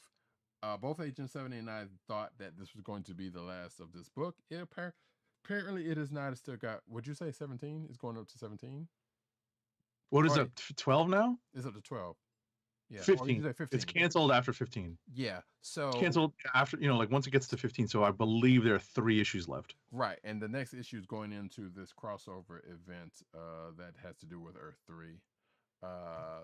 But this pretty much is if you wanted to know what happened, if you read the Future State Teen Titans book and you wanted to know how that happened, the last couple of issues of this book and this kind of go into the where's the what's in the hows of most of that. And it's still kind of confusing because I'm like, wait, something happened in this book that I was like, I don't remember this character being this character. Type situation going on in this book. But then again, Future State was shit, a whole year almost at this point. Seems like. My goodness. Wait, I think it was an actual year actually. Because yeah, I think Future State started January last year. Things I do not remember. Anything that happened in Future State. Roddykat is much better at recalling anything that happened in Future State. I think it's probably because I skimmed a heck of a lot of it. And I didn't read all of them. Like I was telling Agent 7 before the show, there was a couple of books that I did read. The Teen Titans book was one of them. The Teen Titans Academy specifically was one of them. And even then, it was like, well, some things doesn't seem to be matching up, but some things are still big. Because I think probably after it comes out of this event, they may still do something. It sounds like they're going to wrap this book up by cleaning up that edge. I don't even know. But regardless, like I said, this pretty much kind of goes off of that, and it's catching up to. We have now seemingly caught up to Future State, and probably the next issue is going past that. And we'll probably be back into the present time, quote unquote, the present time, whatever the hell that is for DC nowadays. So there is that. And my last book of the night. Oh. I wanted to update something I said earlier. Obviously, Howard Porter didn't suffer something that was so serious as what I thought he did, but what he did suffer was a severe hand injury, and it took him. He had to take time out of comics in and around 2006. And he didn't come back to comics until 2008. So he definitely had a bit of a break that I recall. And he had to kind of relearn how to draw. Oh, man. Gotcha. Mm-hmm. Well, hopefully he's making a good recovery. Seems like that's the case. But yeah, my last book, Silver Surfer Rebirth #2 of, I believe, 5. Yes, that is true. Shout out to the, well, I don't know if I can get this thing, doing this on the fly, folks, so my apologies. The variant cover, which is the Gwen, one of the Gwen variant covers for this month. There was also another one from another book. I think it was a Shangshi book that was, I forgot who she was, but this looks like this is Polaris for this particular cover. But nevertheless, Silver Surfer Rebirth #2. The short strokes is Silver Surfer and Thanos team up. Reality Stone's been taken. We found out who took it, but we still don't know who the big bad is behind the person who took it. And the person who took it is someone that has shown up recently in the She-Hulk miniseries and Fantastic Four consecutively. And I suspect Agent 70 knows who that is. And I say in my notes, boy, they're really trying to play this person up lately. This is weird. I'm not sure when this Silver Surfer book is supposed to take place, whether it's a new old book because of the. Oh, I forgot to give the creative team, and that should say a part of it. So it was written by Ron Mars, pencils by Ron Lim, inks by Don Ho, not that Don Ho. Colors by Israel. Tiny Bubbles! Tiny Bubbles! I knew I knew Agent 7 was gonna get that since I said it. Colors by Israel Silva, letters by BC's Joe Sabino. So, folks, if you did not know, I believe Ron Mars has been around for quite a while, and Ron Lin also. I believe they are the creators of Captain Marvel, if not Silver Surfer. Oh, wait, Captain Marvel, I believe, or at least one of them Captain Marvels, like maybe Genis. I think Genis. Oh, Genis Vell. Yeah, maybe Genis Vell. Yeah, I believe that's Ron Mars created Genis Vell, who did show up in the first issue, but that's beside the point. Right. But yeah, like I said, long time Marvel creative team.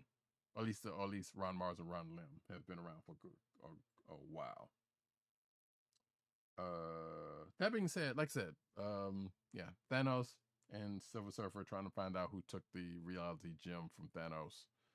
And yeah, Jack of Hearts. Don't know why, but he's back. He's a thing now. I've never liked Jack of Hearts that much. So when he got killed off and disassembled, I was like, okay, fine, cool, great. Ding. Yeah, it meant nothing to me. Exactly. It meant nothing to me. Yeah, I was more hurt that Hawkeye died during that than Jack of Hearts. So. Right, and this is when most people didn't care about Hawkeye. Yeah, and Hawkeye's one of my favorites. So yeah, it was kind of a hurt piece when that happened. Mm-hmm. So yes, I'm one of the few who actually cares about Hawkeye. Listen, I happen to like Hawkeye too, but I can tell you that the vast majority of people never cared about Hawkeye. True. You know, it's not like he had that much of a long-running solo book. You know, remember he was in Solo Avengers a lot. That's true. Yeah, he was the Ben Grimm Spider-Man of the Solo Avengers book. Right. But until and some people kind of came on to him with the Fraction Aha run. So yeah, or welcome aboard. Anyway, that is the end of my books. Clicks of the week. All righty, clicks of the week. And luckily, we do have a couple from our absent co-hosts. We have from who said what first? So from Tim, got Dark Ages number 5, which I still have not read that book. I have not been keeping up with that at all, so I am very surprised that Tim has. But good for him. Kind of not. This seemed like something in his wheelhouse from what I remember of the premise. But also I feel like it's a premise that I know DC has done before. But isn't that a Tim? Is that a Tom Taylor book? Yeah, I think it is a Tom Taylor book. Yeah, and so if you've read any Tom Taylor books, they I feel like a couple of his books have had some similar DNA in it. Going back to I believe Injustice. So anyway, Dirt's pick is Amazing Spider-Man number 90. And I believe he did have us say something about that, which was Pat Gleason has made him not hate Ben Reilly and maybe even like the character. Maybe. So I'm like, you know what? Lofty goals there, because I do not still like Ben. I mean, that's high praise from PCN_dirt there. This is true. High praise. Yeah. You have to come a long way to make me like Ben Reilly. Indeed, same. So. All right. So I have, because we read a ton of books this week, I have a lot of actual candidates. I actually really liked a bunch of the issues that I read this week. I definitely can tell you that X Deaths of Wolverine number 3 was a surprisingly strong book because, as I've been saying about these 5-issue limited series, issue 3 is like the make or break. It's what gets you to finish the story. And this issue definitely, and last week's issue of the 10 Lives of Wolverine really, moved the narrative forward. And so I think, I'm definitely going to finish reading it, but I think that I can more readily recommend it to other people, and especially Roddykat, because it does impact how you read, some of the previous Hoxpox and Krakoan stuff that we've gotten so far. I can actually say that I enjoyed Silk number 2 a lot because it was just really fun to read. Surprisingly, Ghost Rider number 1 wasn't bad. For a relaunch of a character that we've seen, done a couple of times. I thought it was a quality, number 1 issue for that character. And even Black Widow number 14, despite the fact that I misremembered a piece of splash art from that issue, I thought that was, very well done. I think that it obviously benefits from, the exposure that the Black Widow movie received, as well as, in my head, reading some of Yelena Belova's dialogue with Florence Pugh's voice in my head. So, I thought that was a pretty strong book this week too. And shout out to Killadelphia number 19 for picking up where it left off and definitely bringing us into Um, I don't want to say new characters because they're not new. They're just reimagined, as it were. So it's nice to see that Rodney Barnes is going all out in involving many of the founding fathers of the United States into this Killadelphia book. But I think after all that procrastinating and bloviating, as it were, talking about all these books, I think I'm gonna settle on, man. I think I'm, you know what? Surprise, surprise. I'm gonna settle on what I thought was the most fun read of this week was Silk #2. Okay. Although Strange Academy, I didn't say it earlier. Strange Academy, I really enjoyed because it was good seeing a character kind of get punished rightly for what that character did. Right. Yeah. Man, I basically listed like more than half of the books I read this week because I thought it was a pretty strong week. It was. It was also a lot from this week. So that's, Mhm. it was an interesting week for books.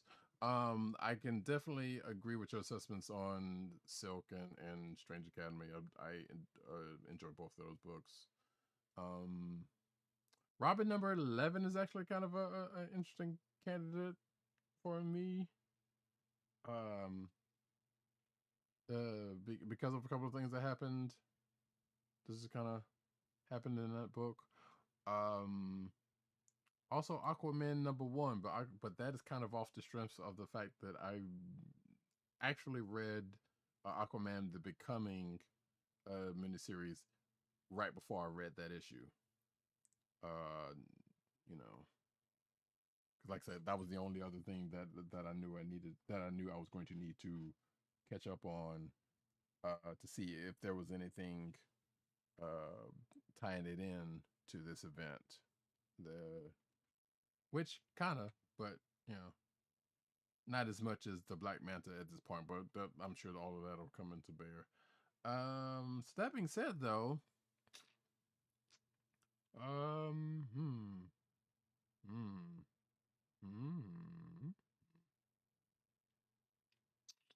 you know what? I'm going to, like I said, shout out to Strange Academy always, because we always give that one love. But I think I'm actually going to go with Robin number 11 this week.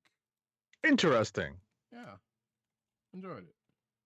And I feel like there's more to come in that. Well, I don't know how much more interesting, because that whole tournament, Mortal Kombat tournament thing was interesting for a couple of issues, but I feel like they kind of stretched it a little bit longer than it needed to. But now that's over, so it doesn't matter. Or as far as we know, because I feel like there's probably going to come back to something on that. That being said, yes, Robin number 11 for me. So we're going to go over to the news, swiftly go over to the news section, but first, an ad read. Our first ad read of the night is for Blue Apron's meal delivery service. Blue Apron, fresh ingredients and incredible recipes delivered weekly to your door. Skip the grocery store and make incredible meals at home with Blue Apron, always shipped free right to your home. And now the listeners of the Comic Book Chronicles can get $30 off your first Blue Apron order. To place your first order with $30 off and to help keep our show free for you, go to our network website at cspn.us. That's cspn.us. Then click on the Keep Our Podcast Free link at the top of the page.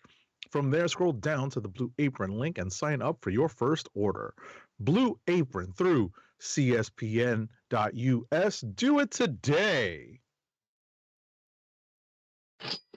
And now we get into the news.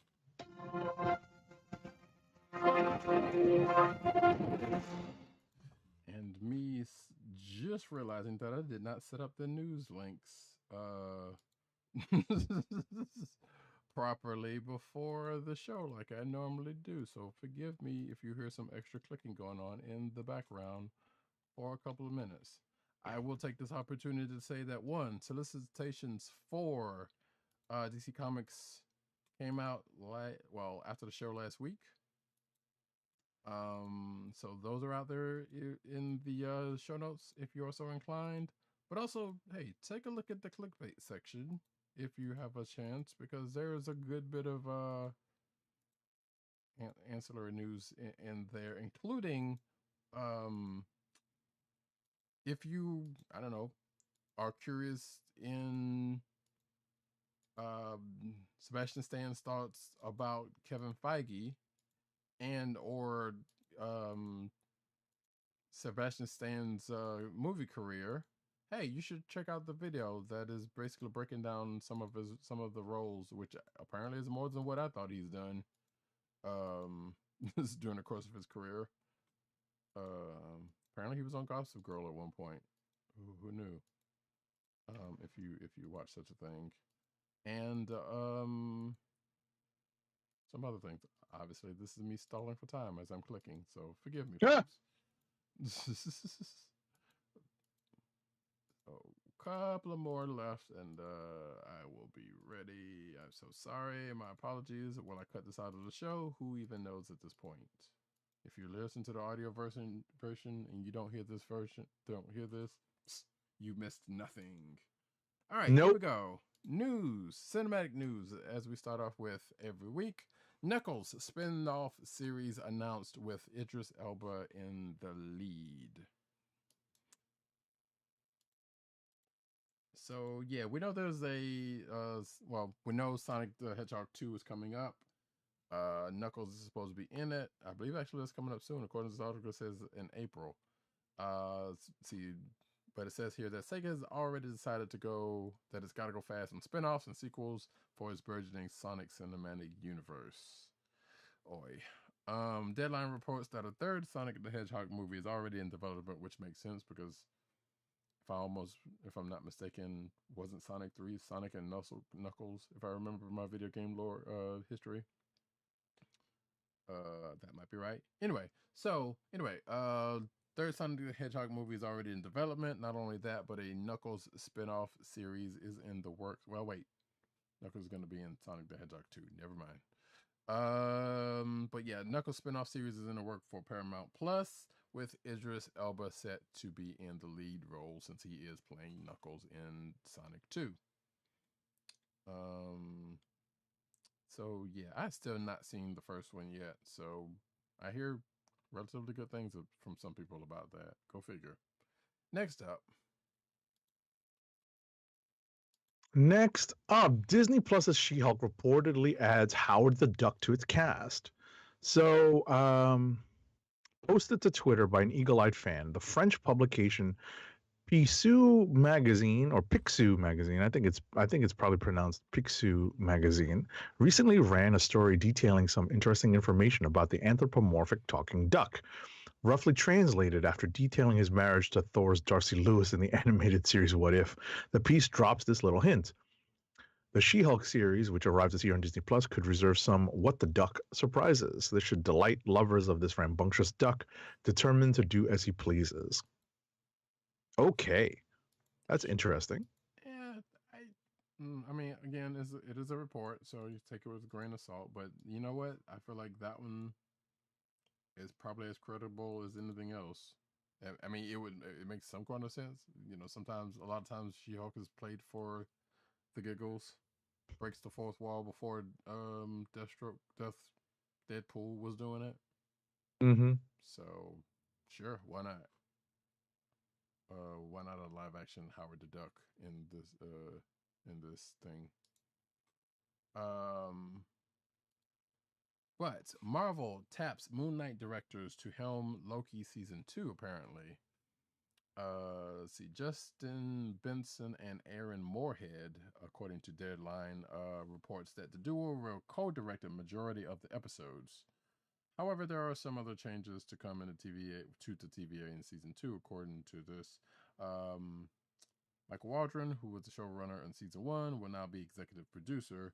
Eric Martin will step into writing duties for the 6 episodes of the season 2. So, and I think there was another article about, which shouldn't be that big of a surprise, but Owen Wilson is set to reprise his role in the thing. Like I said, probably shouldn't have been a surprise. And mostly everybody else, I think everybody else actually is coming back forward, including Gugu Mbatha-Raw. So yay. Next up. Sorry. Alrighty. Huh.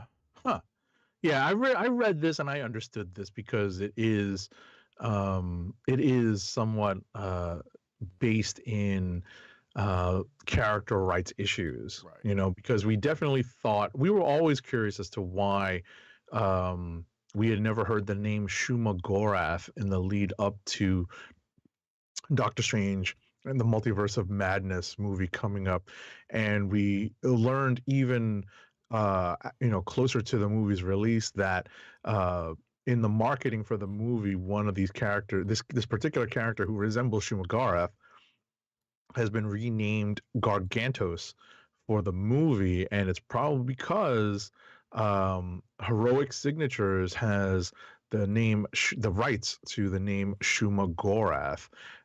Heroic Signatures is the entity that holds the rights to lots of these Conan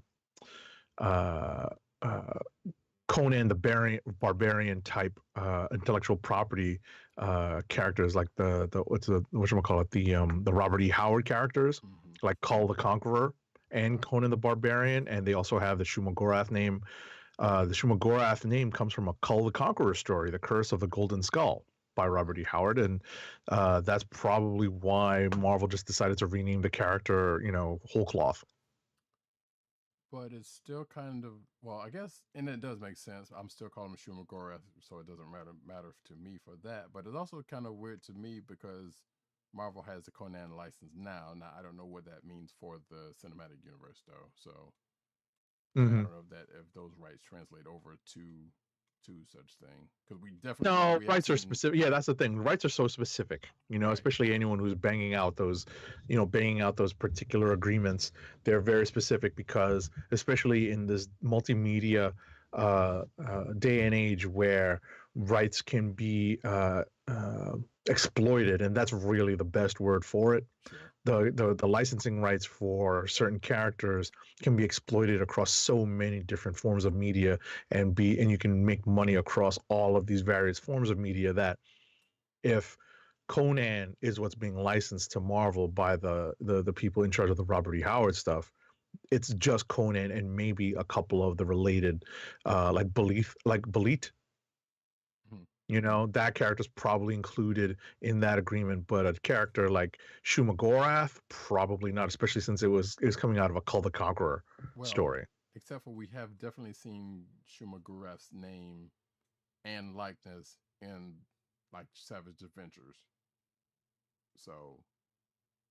Oh, what did they use the name? Oh yeah, he totally showed up a couple of times. Yeah.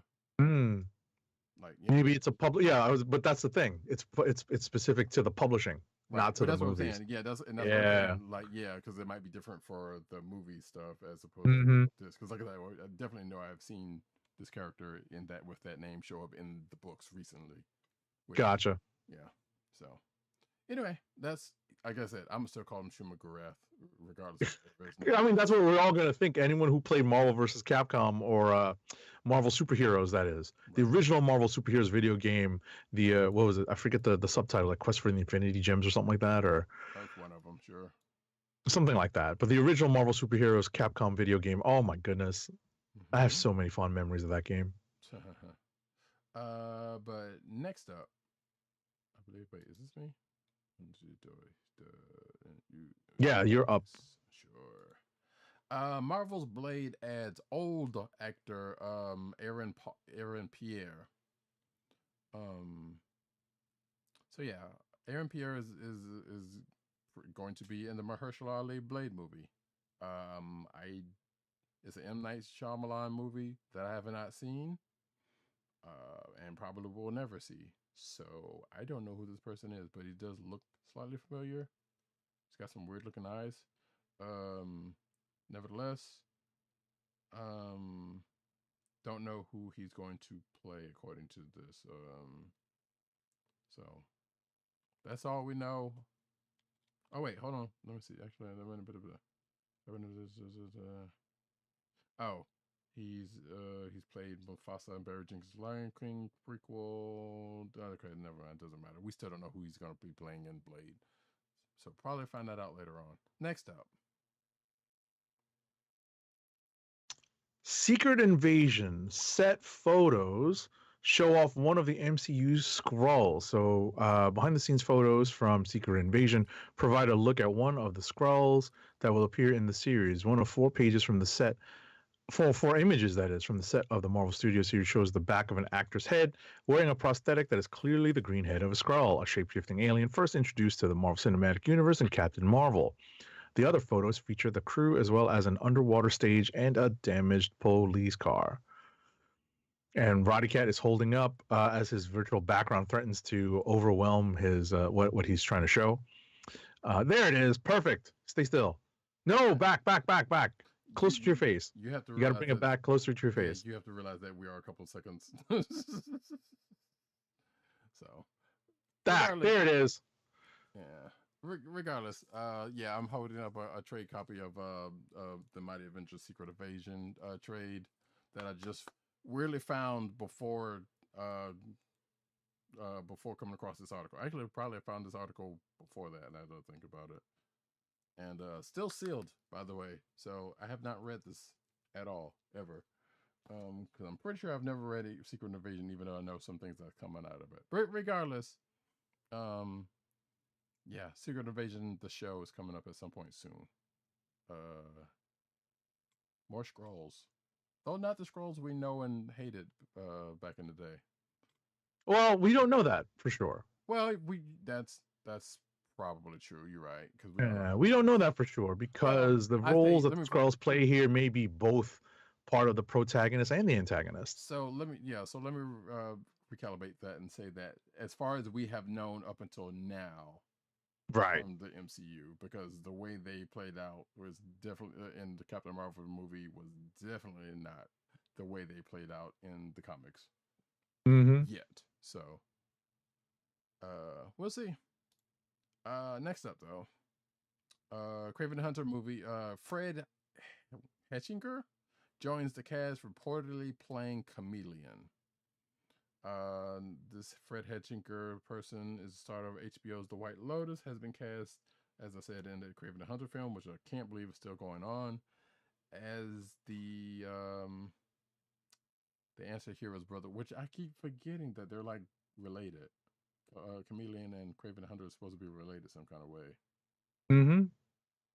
That's still, even remember seeing that from that other Spidey story from last year or whatever. But Hetchinger is also known for his roles in Netflix's The Woman in the Window, Tom Hanks's News of the World, and a reoccurring star role in Fear Street.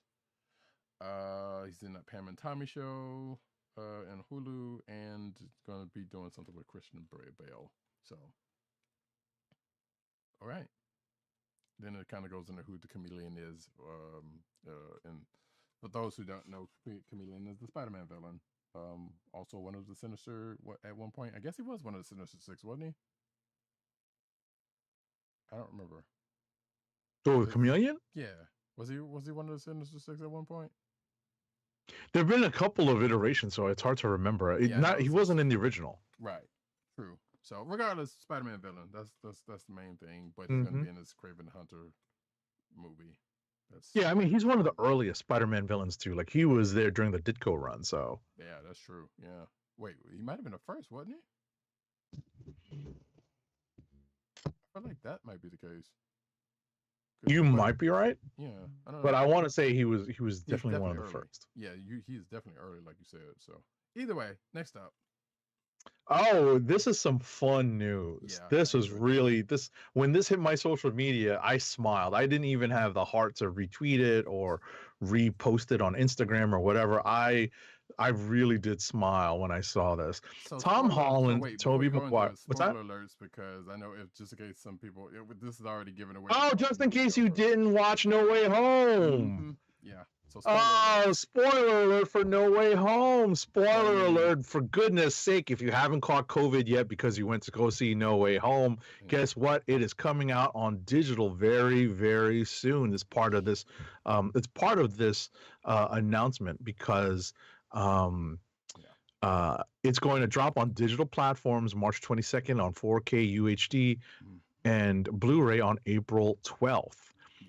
So we've got, there's been lots of people buying it on pre-release, pre-ordering it, and of course, a lot of people are thinking, well, this movie made so much money. Most people have seen it, but as Roddykat said, not everyone has seen it. Yeah. And they're waiting for the home release. Well, I knew so spoiler alert, so.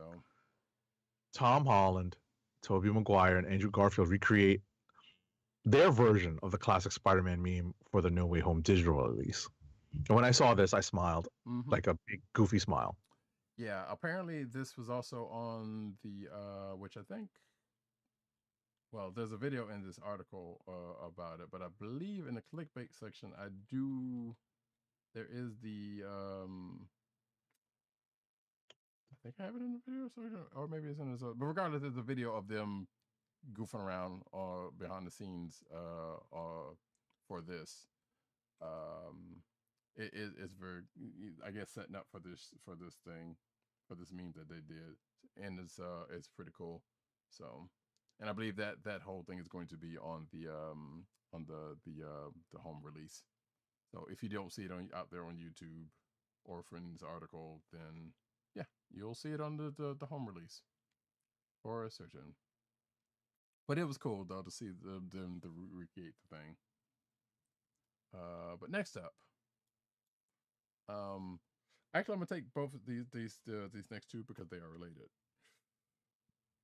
Excuse me. Actually the one after that's related, but I'll let you take that one. Charlie Cox. Wait, hold on. Yeah, Charlie Cox says no one cheered Daredevil cameo at his No Way Home screening. So basically, Charlie Cox snuck into, and also this is still spoiler alert for No Way Home, because if you did not, so my apologies if if you've been spoiled, if you came back in on this part. But yeah, Charlie Cox, y'all know him from Daredevil. Snuck into a movie theater to gauge people's reaction to him coming on screen for his on-screen cameo in No Way Home. And apparently the screening that he went to was dead fucking silent, according to what he says. He said his wife was recording. It was like they got to that part and nothing. So, which I've seen people on social media was like, shoot, that's not how my theater was. People were like, when they saw the cane, people were like going crazy when they saw the cane.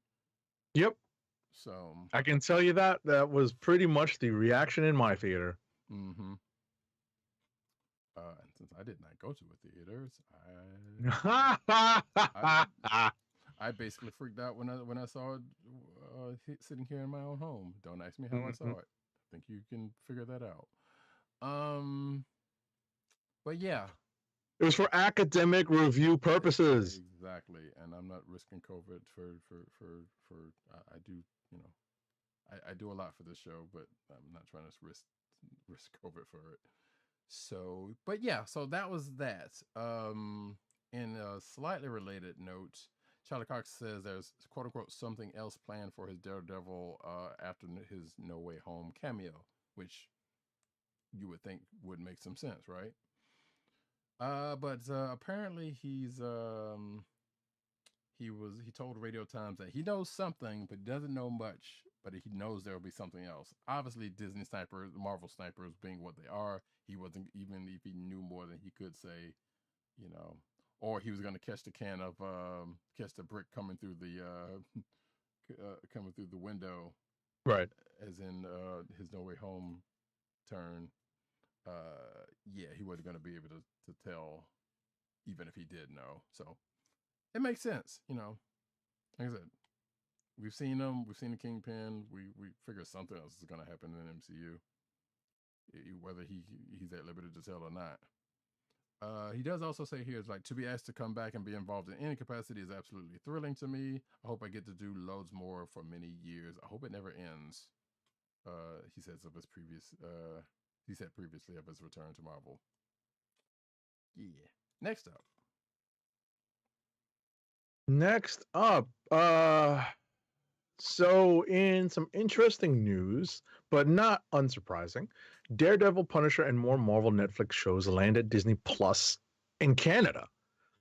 So we knew that these shows were leaving Disney Plus. I mean, we're leaving Netflix. Yeah. But now we have learned that all 6 titles, all 6 Marvel live TV shows, will be available to stream on March 16th on Disney Plus in Canada. So in just a few more days, Marvel Netflix shows are going to be leaving the Netflix service. Right. So it's still unclear what the plan is for viewers in the United States. 3 letters, VPN. Yep. I was just thinking. But the same it seems right. It seems unlikely that we're going to need to deal with that issue for too much longer. It's probably just a couple of deals that still need to be cut. Yeah, probably. Yeah, it'll probably end up. I would, as we speculated, and we might have talked about it last week on the show. Probably going to be Disney Plus, I would assume, but can't really take that for what it outside of speculation. Right. It makes no sense. I mean, we speculated that because of the slightly more adult nature of these Netflix shows that they might put them on Hulu, which still might be the case. Right. I think I said that, and you said Disney Plus. Yeah. Right. I just think that it's wiser to put it all on Disney Plus because it keeps it all together. Mm-hmm. Which, yeah, like I said then, like, yeah, I would love that for it to be the case because I don't have Hulu, so, but we'll see. Like I said, if not, like I said, Canada, Disney Plus, VPN, go on the 16th. So you'll only be without it for 2 weeks. But if you haven't caught up and you want to catch up before it leaves Netflix, I believe there is a handy dandy guide of a chronological order out there somewhere. I'm pretty sure it was in last week's show notes.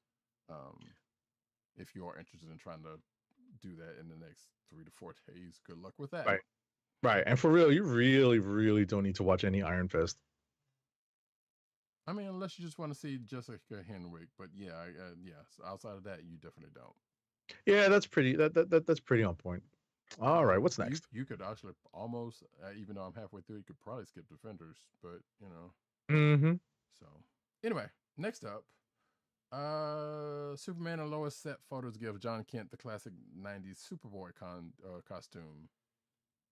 So apparently there were photos for some set photos taken that shows. I always want to say Lois and Clark, like Lewis and Clark the Explorers, but Clark and Lois's son wearing a new outfit, seemingly inspired by Superboy's appearance in the '90s. Actor Jordan Elsas was spotted in a black shirt bearing the House of L crest under a leather jacket, while also sporting bright red pants and gloves. So wait, do they call him you know what, it doesn't even matter. I was about to say, don't they call him like Superboy Prime or some shit? No. I don't know. I don't really remember. But regardless, Punk Superboy, as I called him. So if you're watching the video, you can see the slightly blurry shots of what could potentially be something, or it could be nothing. Maybe it's a Halloween episode. We don't even know. So yeah, that's that. Next up. All right, so these are spoilers for last week's Peacemaker finale. So if you have not watched Peacemaker, the ending of Peacemaker last week, these are spoilers. So please fast forward. Yeah, I would say Peacemaker's. These. What's that? I've said take this one and the next one, actually. All right. Peacemaker's finale originally had both Batman and Cyborg as part of the Justice League cameo appearance. Fans of the show were massively surprised when most of the team turned up at the end of the final Peacemaker episode. However, there were some probably real reasons as to why no Batman and no Cyborg. One being that Batman has a new movie that's coming out very soon. We're going to talk about whether or not we're going to be going into movie protocol next week, as well as Ray Fisher's issues with Warner Brothers. So that definitely makes it a little bit more logical that the characters that we do get in the cameo appearance are the ones that show up. Yeah. Apparently, this article has a picture of the person who is going to be doubling as the Bat from their Instagram account. Right. which goes into the next one. All right, let me open that one up.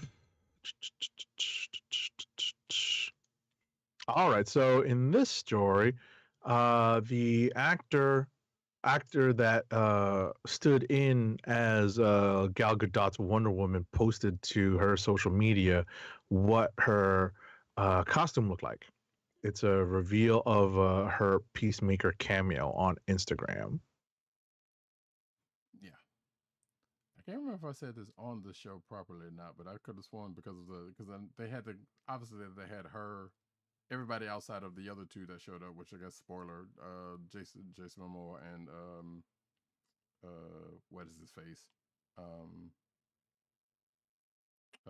Ezra Miller showed up on the show actually, and then they had like Superman and Wonder Woman in the shadows. I thought the Wonder Woman was black. I was like, oh shit, it's Nubia, but no, that's this young lady you see here in the photo.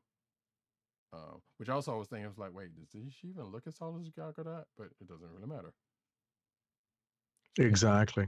There you go. A little behind the scenes there. Jensen Ackles' mystery DC project involves Arrowverse boss Greg Berlanti.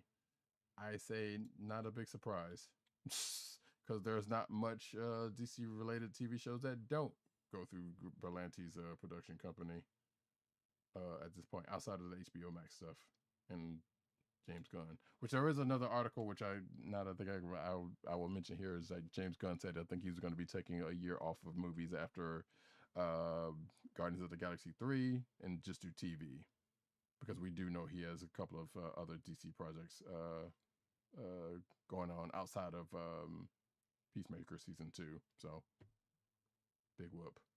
But yeah, so we still don't know much about what Jensen Ackles' project is. We know he's going to be at South by Southwest 2022 this year as a guest, and it says here that it's providing a description of the career, which includes line developing a untitled DC project with Greg Berlanti, and that's pretty much where they got that from. So whether he's going to talk about it at South by, I guess we'll find out when that happens. Next up. All right. Oh, this is a weird one. All right, Arrowverse Gotham Knights show first look image reveals logo. Executive producer director Danny Cannon unveiled the first look at the Arrowverse's Gotham Knights show by revealing the logo for the pilot. The new installment in the CW's DC Comics franchise is set in the titular metropolitan city in which, quote, in this iteration, Bruce Wayne has been murdered and leaves his rebellious adopted son to forge an unlikely alliance with the children of Batman's enemies after they are framed for Bruce's murder. The group of mismatched fugitives will have to band together to become the new saviors of their hometown known as the Gotham Knights. And however they're going to try to keep that CW money flowing, they're going to do. Yeah, they're going to try it. Right, but this is also the same plot of the video game of the same name, which is coming out this year. Still, I believe it's still slated to come out this year. So whether it is attached to that, which seems kind of more likely with this premise being out there, then yeah, I guess so. So, I mean, it's not specifically stated that this show is connected to that video game, but again, it's the same plot. Take it from there. I forgot about that. I forgot about the video game. Yeah, so that is kind of interesting. Constantine, the House of Mystery trailer picks up after Apocalypse War, which was, well, I still never watched that actually. The DC animated movie universe may have come to an end with 2020's Justice League Dark Apocalypse War, but that doesn't mean John Constantine just gets to ride off into the sunset. As a part of IGN FanFest 2022, DC and Warner Bros. Animation debuted an official trailer for Constantine, the House of Mystery, an R-rated DC showcase animated short coming to Blu-ray and digital as a part of an upcoming collection. The House of Mystery sees Matt Ryan reprise his role as the voice of John Constantine, who's been sentenced to spend eternity trapped inside the titular house, with demons no less, as punishment for his actions in Apocalypse War. So, yeah, based on the giant green gloved hand that flicks him through the cosmos, it seems as though Constantine's warden is none other than the Spectre, according to this article. Again, I've not seen Apocalypse War or any of the other Justice League Dark animated movie. So this is news to me one way or the other. Next up.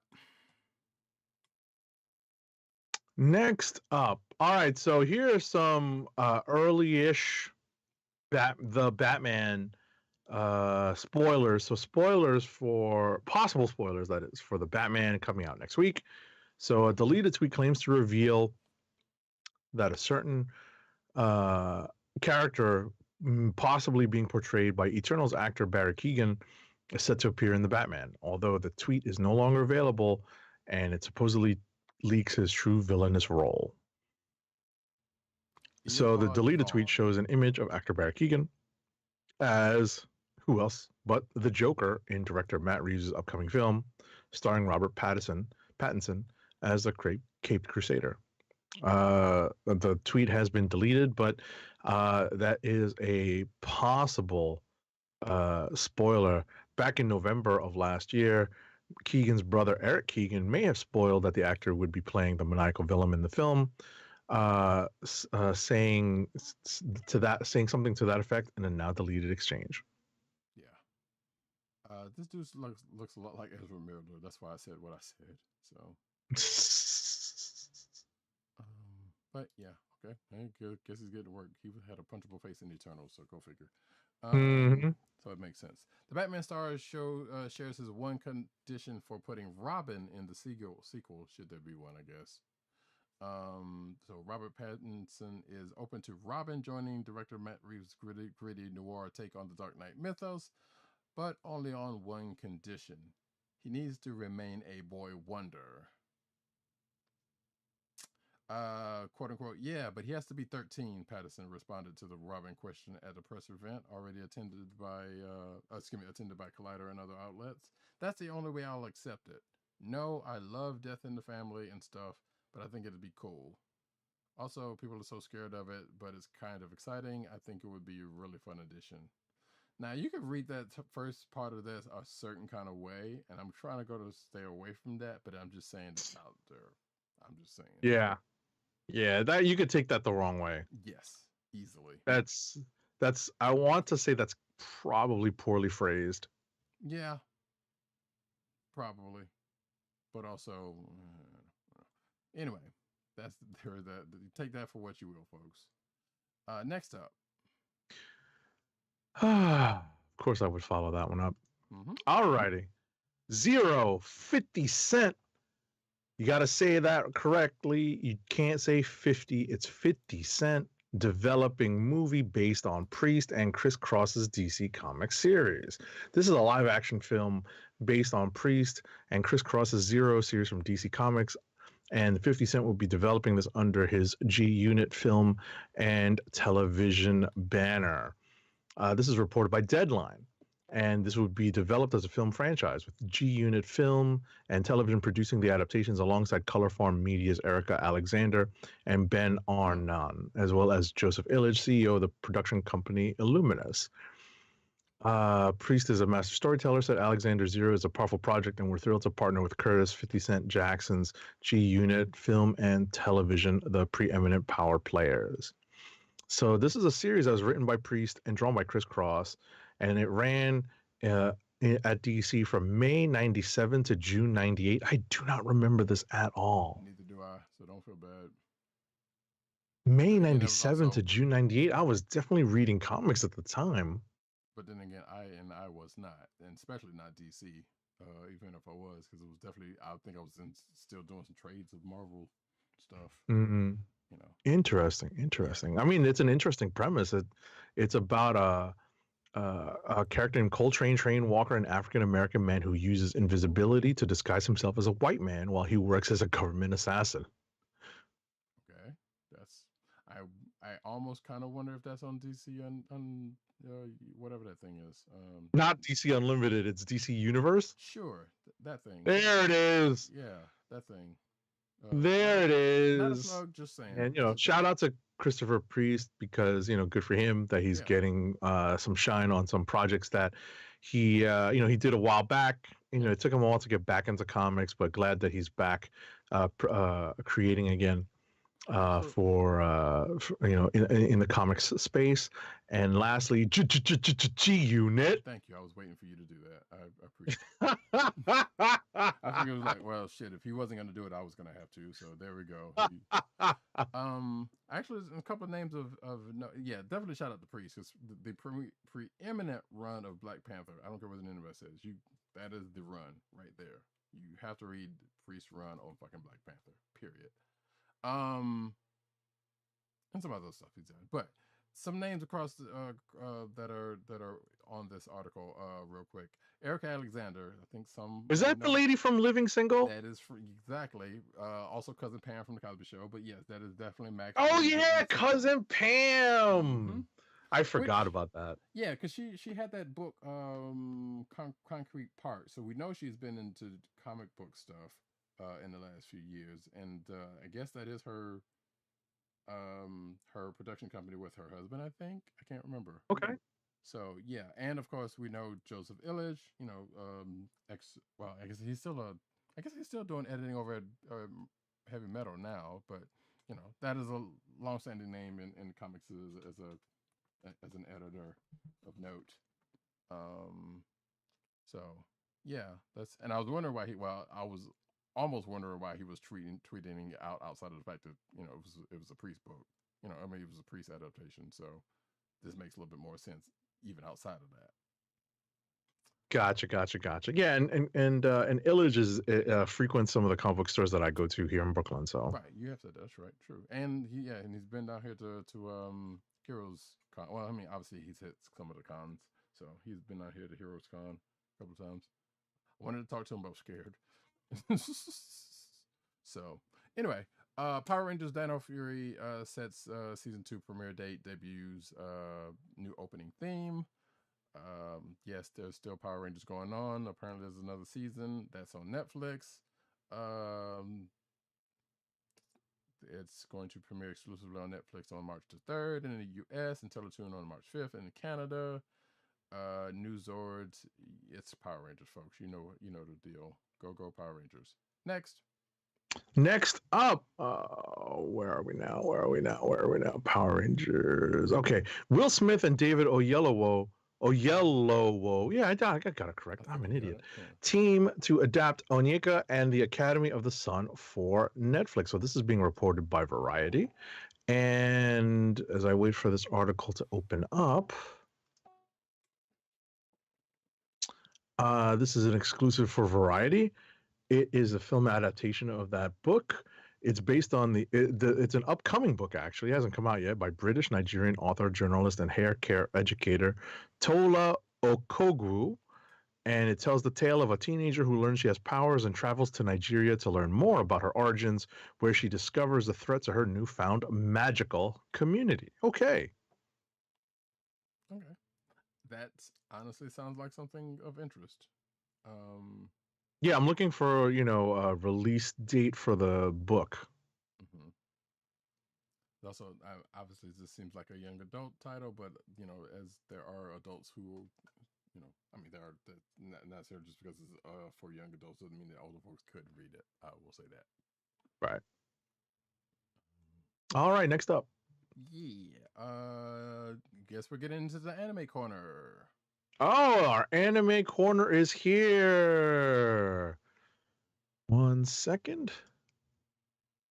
As I pull up a proper transition.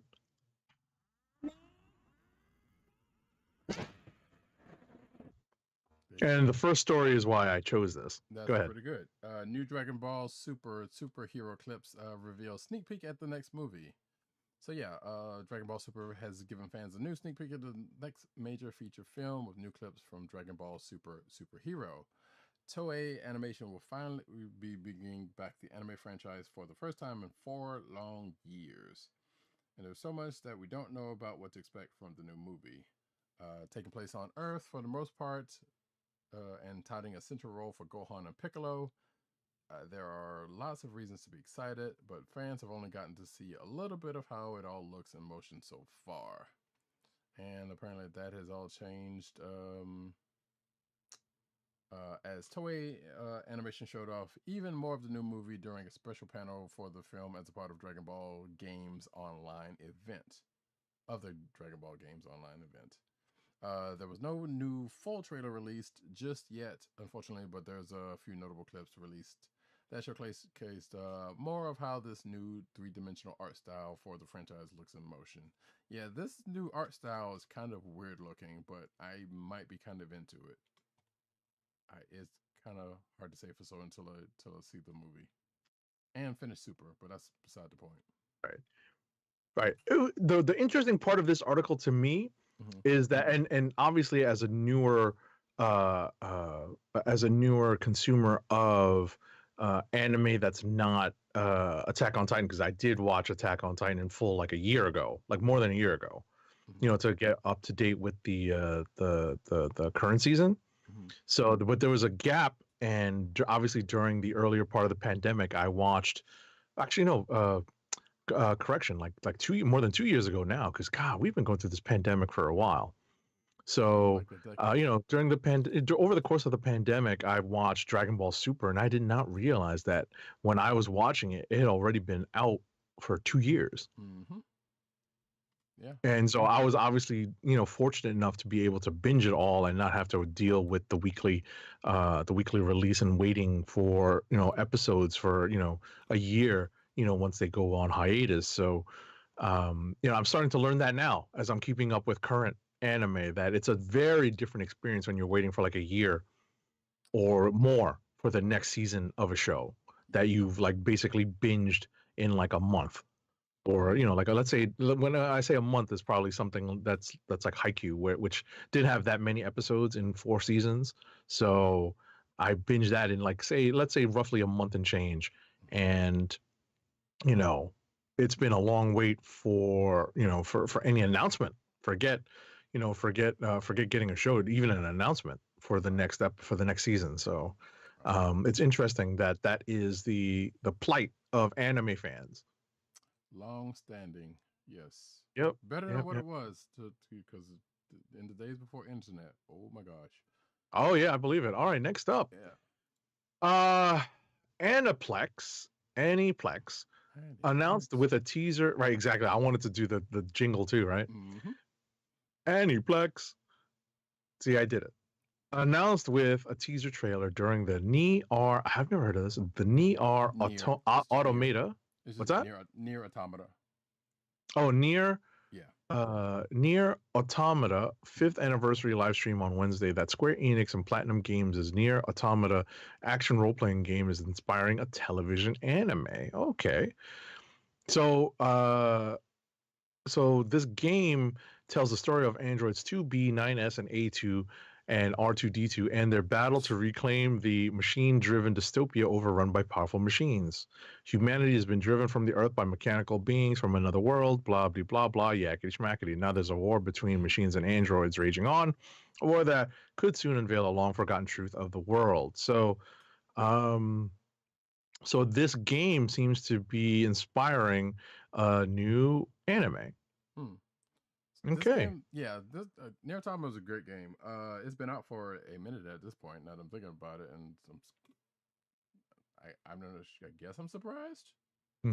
It's interesting that the order of creation is, I think, reversed, because isn't it generally manga to anime to video game, but this started out as a video game? In cases, yes, but. Yeah, in cases, yes, but not always. Yeah, I would say that. Because there are definitely sometimes there have been cases where it's like, hey, it's a video game that's been translated, doesn't get a manga treatment, or sometimes doesn't get a manga treatment until later, but it goes like from video game to anime, then sometimes racks back around to manga. Like Ace Attorney is kind of a prime example of that, if I'm not mistaken. Or maybe the anime might have came out at the same time with the manga. But in any case, yeah. There have been video game to anime / manga translations that kind of come straight through that way. So, kind of surprised it took this long to do this, but at the same time, I also kind of surprised that this one happened. But like I said, I know a lot of people that like NieR Automata, including myself, and I'm not even a big RPG person, so there is that. Next up, though, Amor's Demon Slayer Entertainment District opening song streamed over 90 million times. So, Amor's new song, Zakio Sanka, Song of Reverberation, that would be the part I mess up. The opening theme song for Demon Slayer's Entertainment District arc ranked number one on Oricon's weekly streaming ranking for the 6th time since its digital release on December 6th of last year.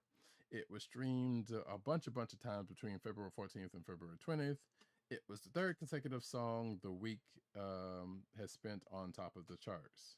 Now, I believe you and I had a conversation about that song, if I'm not mistaken. Oh, you mean the Entertainment District arc? Yeah.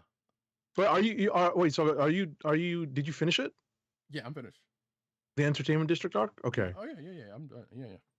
All right. Done that. So done last week. Yeah. Right. So what's funny is that this song, I kind of chafed at the song at the beginning. Right. Now that's why I brought that up. Right. I chafed at the song at the beginning. I did not think it was that catchy, but then it just ingrained itself in me. Now I'm like, okay, I get it. I dig it. Mm-hmm. You know, I still don't think it's as catchy as the original, as the first season's opening song.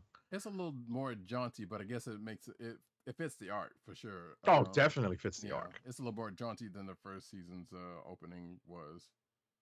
So it does kind of catch you off guard if you were thinking it was going to be either the first seasons or something else. So, but yeah, it definitely does make sense, and I think it is kind of catchy. So, or it gets to be kind of catchy. Mm-hmm. Yeah, it grows on you. It definitely grows on you. Yeah. I want. So, are they keeping track of U.S. streams also? Is this like worldwide streams? It doesn't say here. I believe this is just Japan only. Because I'm not seeing anything on U.S. Because that would be interesting to see how many times it is streamed on like Spotify or YouTube. Yeah. You know, if they added those in, if they could add those into that count. Right. Yeah, but yeah, it doesn't seem like that's the case here. And knowing this site, I think this is just Japanese numbers. So. Next up, though. It's an interesting story. Mm-hmm. Alrighty, next up, Ghost in the Cell, SAT 2045_2045. You know, I am Agent _70. I want to stress the underscore. Reveals teaser trailer, Netflix premiere window. So this is Ghost in the Shell SAC _2045 season 2. Let's see. The trailer offers a brief look at series protagonist Motoko Kusanagi and her partner Batu, and offers a few new details about the ongoing post-human threat that they will deal with in the new season of the show. The trailer narrows down the premiere window for season 2 to sometime during May 2022. Okay. Yeah, I still haven't seen the first season because there's a couple of those Ghost in the Shell joints that came out, like with younger Makoto, that I hadn't watched. Yeah, I have not watched these yet. I still have to finish the original Ghost in the Shell, and I've read the manga. Mm-hmm. Oh, I still haven't made it all the way through the original one. Did you watch Innocence? The second movie? Oh. No, I just haven't made it through. I tried watching the first one, and I think I had to press pause because of something, and I never went back to it. So I need to get back to it. Gotcha. It's a classic for a reason, but it's also for some people could probably hard to get into. Mm-hmm. So I get that. Now we're going to go over to the comic book news, but still stay in the anime corner. See how that works out. Okay, scrolling. What is our first story? Gundam. Oh yeah, I see. Yeah. So we are kind of still in the anime corner, so I won't hit the transition just yet. Which is good because the next one's right up your alley. Go ahead. Gundam hits new Gunpla sales record for the year. So if you don't know, Gunpla is basically model Gundam kits. For those not in the know, and apparently, and I guess this kind of makes sense because it says here that for 2021, Gunpla sold 10% more over the previous year's totals, with April to December 2021 2021, seeing an increase of around 9.7% and netting Bandai Namco over 290 million USDs. It says here, so in demand were Gunpla in 2020 that Bandai Namco used a new facility to continue production in the face of events such as the series' 40th anniversary and the upcoming live-action Gundam movie. Wait, is that they're really still doing that? God damn it! Live-action Gundam movie that is in the works at Netflix. So yeah, not surprising. You know, we're still in a pandemic. People still need to do, and Gunpla was already big with certain people anyway. So why not sit home building model Gundams? You know, even if it wasn't already a big enough thing as it was. So. Hey, people were building puzzles, so right. This makes this is like another version of that. You can extrapolate that, right. And expand upon it, and create a different style of puzzle for people to do at home. Right, and yeah, like I said, Gunpla has been big, as the article says. This Gunpla has been big for decades, and it's only been getting bigger. So. Never really got into it because I don't have the wherewithal. I don't have the bandwidth for it. But I do like them. They look cool. Right. And you know what's funny? Before I move on into the next story, I'll tell you that there are varying price points that go along with how complicated they are. Exactly. And they're actually they're actually Gunplas that are very kind of beginner friendly and price friendly.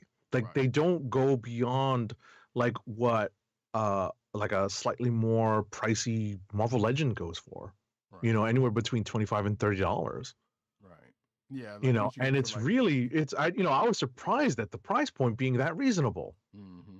Like once you get to like master grade, that's when it gets like real pricey. Right. Yeah, exactly. Those are those are meant for the people who are really supremely into it. But if you just want to dabble, there are some reasonably priced ones out there, and it's a really interesting hobby to try to get into. It's not like much like Roddykat. I don't have the bandwidth for it, but it looks so cool. Mm-hmm. Yeah. Indeed. All right. Next up in supremely awesome news, and as Roddykat said, it is nice that I was able to pull this story. Haikyu, the volleyball anime and manga, is set to release a new manga for its 10th anniversary. Shoyo Hinata will return for a new anniversary chapter that will show what's happened in the years since the manga's conclusion. So a new chapter of Haikyu is on the way. Weekly Shonen Jump announced that a new one-shot chapter of Haikyu will be released soon to celebrate the 10th anniversary of the popular sports manga. The new chapter will be written and drawn by original creator Haruichi Furudate and will reveal what Hinata and the rest of the Karasu no High volleyball team are now doing in 2022. Shonen Jump did not announce a premiere date for the new chapter. The new manga chapter is just one of many new releases that are planned for Haikyu throughout its anniversary year. In addition to the new story, an anniversary book that looks back at the entire history of the series will also be released, as well as a full-color edition of the original manga, which will only be released digitally. Boo. The series is also receiving a radio drama, which will feature a new story that was written by Furudate. I'm not going to read the whole article, but Haikyu premiered in the pages of Weekly Shonen Jump in 2012 and concluded its serialization in 2020, I believe, like right in the heart of the pandemic or soon after, sometime in the middle of 2020. Mm-hmm. So it's a great story. I kind of spoiled myself once I finished the available anime to see what the next chapter could be, and I read up on like summaries of what the manga is, but I have not read the manga. But it is one of the most popular sports manga, and I know a lot of people who are into shonen stuff, and they just can't find themselves getting into a sports manga. If you're gonna pick up one sports manga, this is the sports manga or a sports anime that you watch or you read. Go. 2022 free RPG Day publishers dates announced for North America and worldwide. Gaming Days LLC has announced the dates for this year's free RPG Day, along with a list of publishers that will be participating. For North America, this event will be held on June 25th, returning to its traditional date following pandemic-related changes last year. Outside of North America, the event is scheduled for July 23rd. Gaming Days managing partner Steve Ellis explained the decision for the split days to ICV2, saying that it is our hope that this provides the best opportunity for everyone to plan and have a successful events. So yeah, I'm going to assume Free RPG Day is similar to Free Comic Book Day, but this is probably the first time I've heard about this. There's a list of participating publishers. I won't necessarily go into it, but some of them are known by people who are into RPGs and board games. Next up. All right. I mean, I'm going to play the transition, but we've officially started the transition into games and comic news. Okay. So Hasbro announced Dungeons & Dragons: Dragons of Stormwreck Isle, a new D&D starter set by Wizards of the Coast, and it's going to be coming in 2022. Hasbro revealed the new starter set as part of its innovative play and entertaining lineup trailer. There were very few details about the product outside of what can be seen of it in the trailer. The new box set will likely come with a booklet, presumably featuring a streamlined rules set like previous starter sets. See Stranger Things Dungeons & Dragons starter set, and character sheets. Beyond that, the only other detail offered up by about the product were that it will be for all ages and it will retail for $49.99. It's kind of a price hike for D&D starter sets. Previous starter sets carried an MSRP of $19.99. Yeah, that's a big jump. Yeah, it is. But I feel like second edition kind of went for like 25 or 30, but I might be slightly wrong about that. And also for the starter sets. But again, different time, and I don't remember. That was so long ago. So long ago. So, but yeah, that is a price hike. For certain. So maybe there's going to be a lot in it. You know what I was going to say? I think maybe it's because a lot of people are playing D&D online. That is also true. I mean, yeah, but I feel like there's still a lot of, even in that traditionally done D&D, even if it is done online, like it might start on the paper and then just translate to, because there are definitely translatable ways to, to translate the paper to the online. I'm sure there are lots of people that are doing such, and still running actual tabletop games, just doing them online for certain, as we've seen. So yeah, but it looks like this is the box set will likely come with a booklet, presumably featuring a streamlined rule set, and character sheets. I guess we're still on 5e.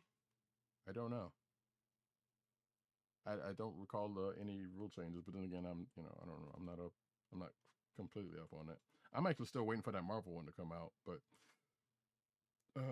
just to see what's going on with that one. But I would be interested in looking to see what's going on with this also. Anyway, next up, Marvel's Spidey and His Amazing Friends revs up Spider Crawler from Hasbro. So CBR can exclusively reveal Hasbro's new Spider Crawler HQ playset inspired by Marvel and Disney Junior's Spidey and His Amazing Friends. Not to be confused with the one from the 80s, which is probably decidedly way better. Not to say I've seen this one. The 2-in-1 playset transforms from a vehicle to a 2-foot tower featuring light, sounds, and more. It also comes with a posable Spidey figure and a motorcycle. You can see it all folded out right there if you're watching the video version of the show. It comes with a puzzle. I said that the set retails for $89.99 and is expected to arrive in stores in the fall. So $89.99. Yeah, clearly for the little Jimmies and the Jimettes. Oh man, that's expensive, but that looks cool. It is kind of cute. Yeah. It definitely reminds me of whatchamacallit. There's a version of this that the PJ Masks had that I bought as a gift. So I think maybe this is going to have to go on my list as well. Nice. Wait, for yourself or for your family member? For family and family friends. Gotcha. Yeah. So look out for that. Next up. Alrighty, next up. So in video game news, Marvel's Avengers video game promises Nick Fury's return to S.H.I.E.L.D. The character has been missing in action since the game launched. Revealed in an official blog post, developer Crystal Dynamics explains what players can expect from Marvel's Avengers in the future. While a formal roadmap is still being finalized, fans can look forward to a wealth of new features, including Nick Fury returning to active duty.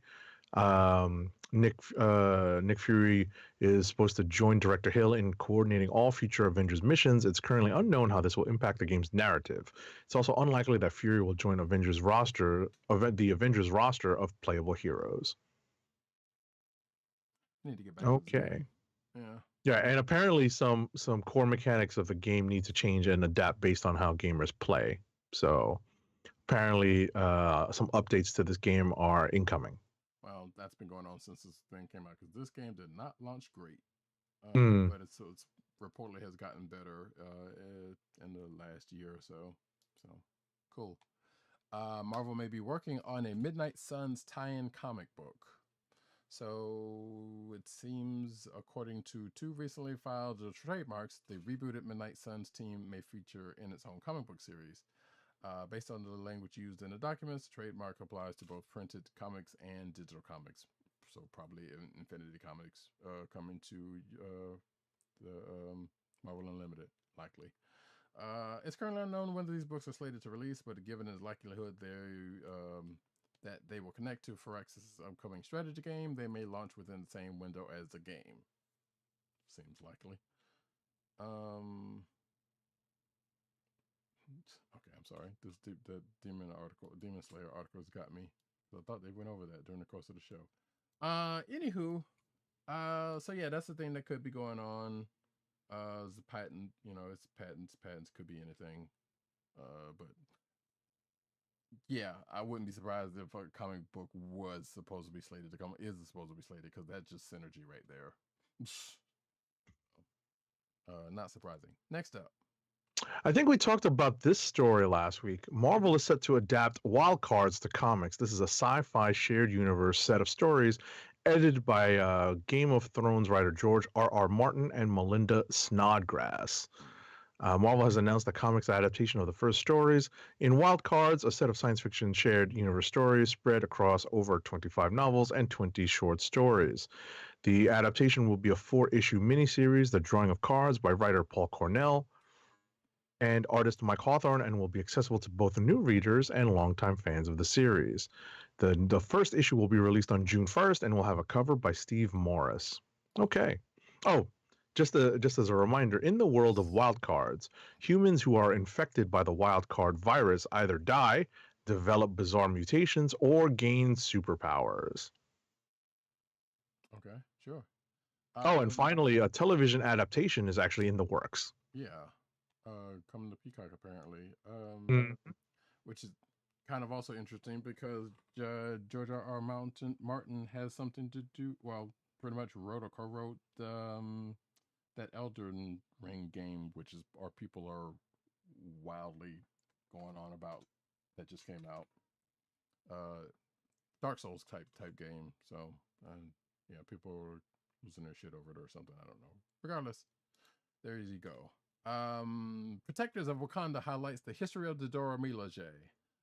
Yes, we have talked about this before, but the reason why we're bringing this up now is because there is a poster the cover of the book written by Karama Horne, aka known as TheBlerdGurl on social media. We know her, we love her. Well, we don't know. I don't know her, but she's pretty dope from stuff I've seen of her. But she's writing this book. So in this book, if you did not know, is it a history and training manual for the Dora Milaje. The origin and intense training of the Wakanda's warriors highlighted in journals from veteran and new Doras. This is an article from The Root, which has a exclusive reveal for the cover. Which is set to be released September 13th of this year. So if you're interested in that, you should go check it out. Go, get your order in, whatnot. Check this article out because it goes on into the interview. with Miss Horne. So yeah. Next up.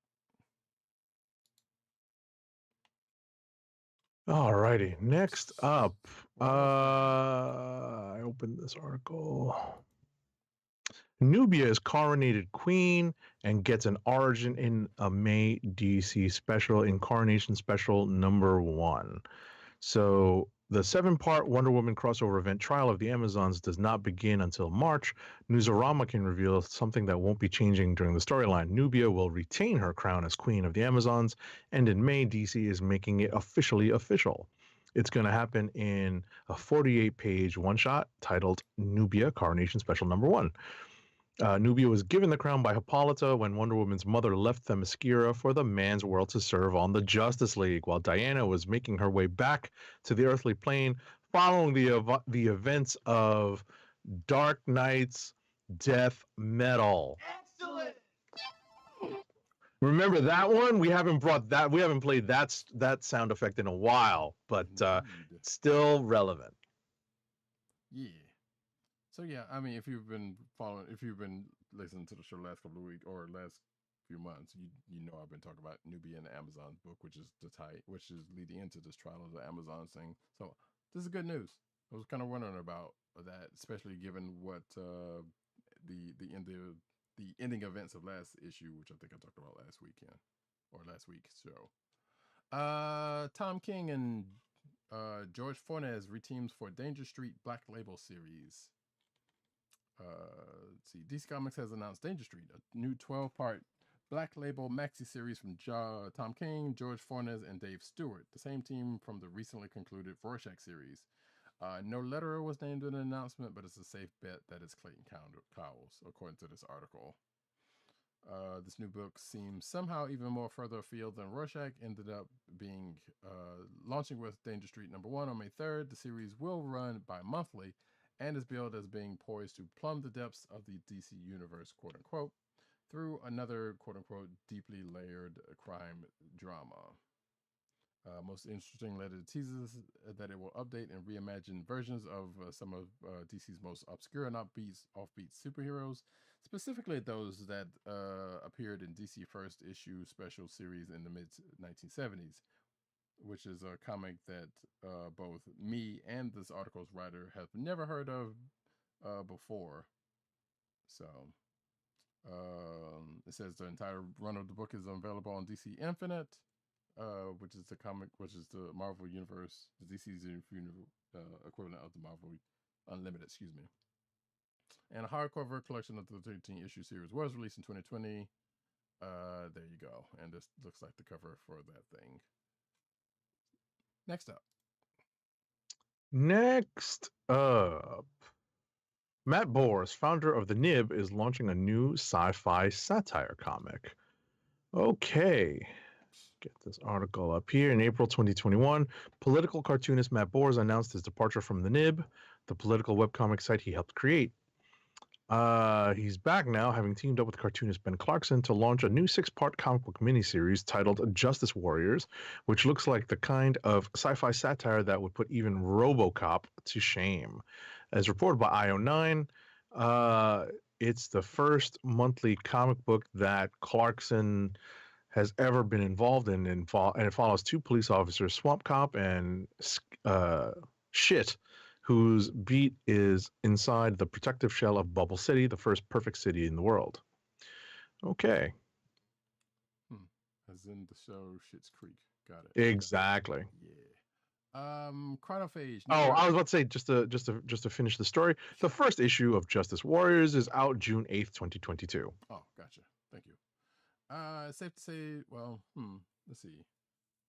Chronophage, new graphic novel, explores literal parasitic romance. So it says, with Chronophage out in stores now, IGN can debut an exclusive preview of this new book from writer Tim Seeley of Hack and Slash and artist Elias Curiazes. My apologies. But you can check out the slideshow before under here. There's an official description of this graphic novel but I won't necessarily go into it. But it seems kind of interesting. Well, I get to a little bit. When Chloe begins a passionate relationship with a traveling businessman, her life suddenly changes for the better, maybe flipped upside down. Anyway, and not just because she's getting laid. Lost friends return, and new opportunities suddenly appear. Soon, though, she begins experiencing horrific encounters with ghostly beings, eventually revealed to be the echoes of moments she now has no longer lived. Which strangely sounds like a movie that I just saw a trailer for. Her new lover, Heath Strands, revealed as a chronophage, a terrifying alien being who subsists on days literally stolen from Chloe's personal history. Yeah, that definitely sounds like a movie that I just saw something about, which is kind of interesting, but no tie-in for that. Doesn't even sound like the same name. But regardless, there you go. If that's of interest to you, hey, that's something to look into. Next up.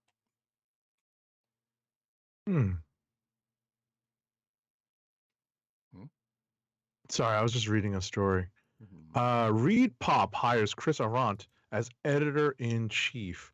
So Chris Arant had recently left Games Radar Newsarama, where he had worked in various capacities, including senior editor, for more than a decade.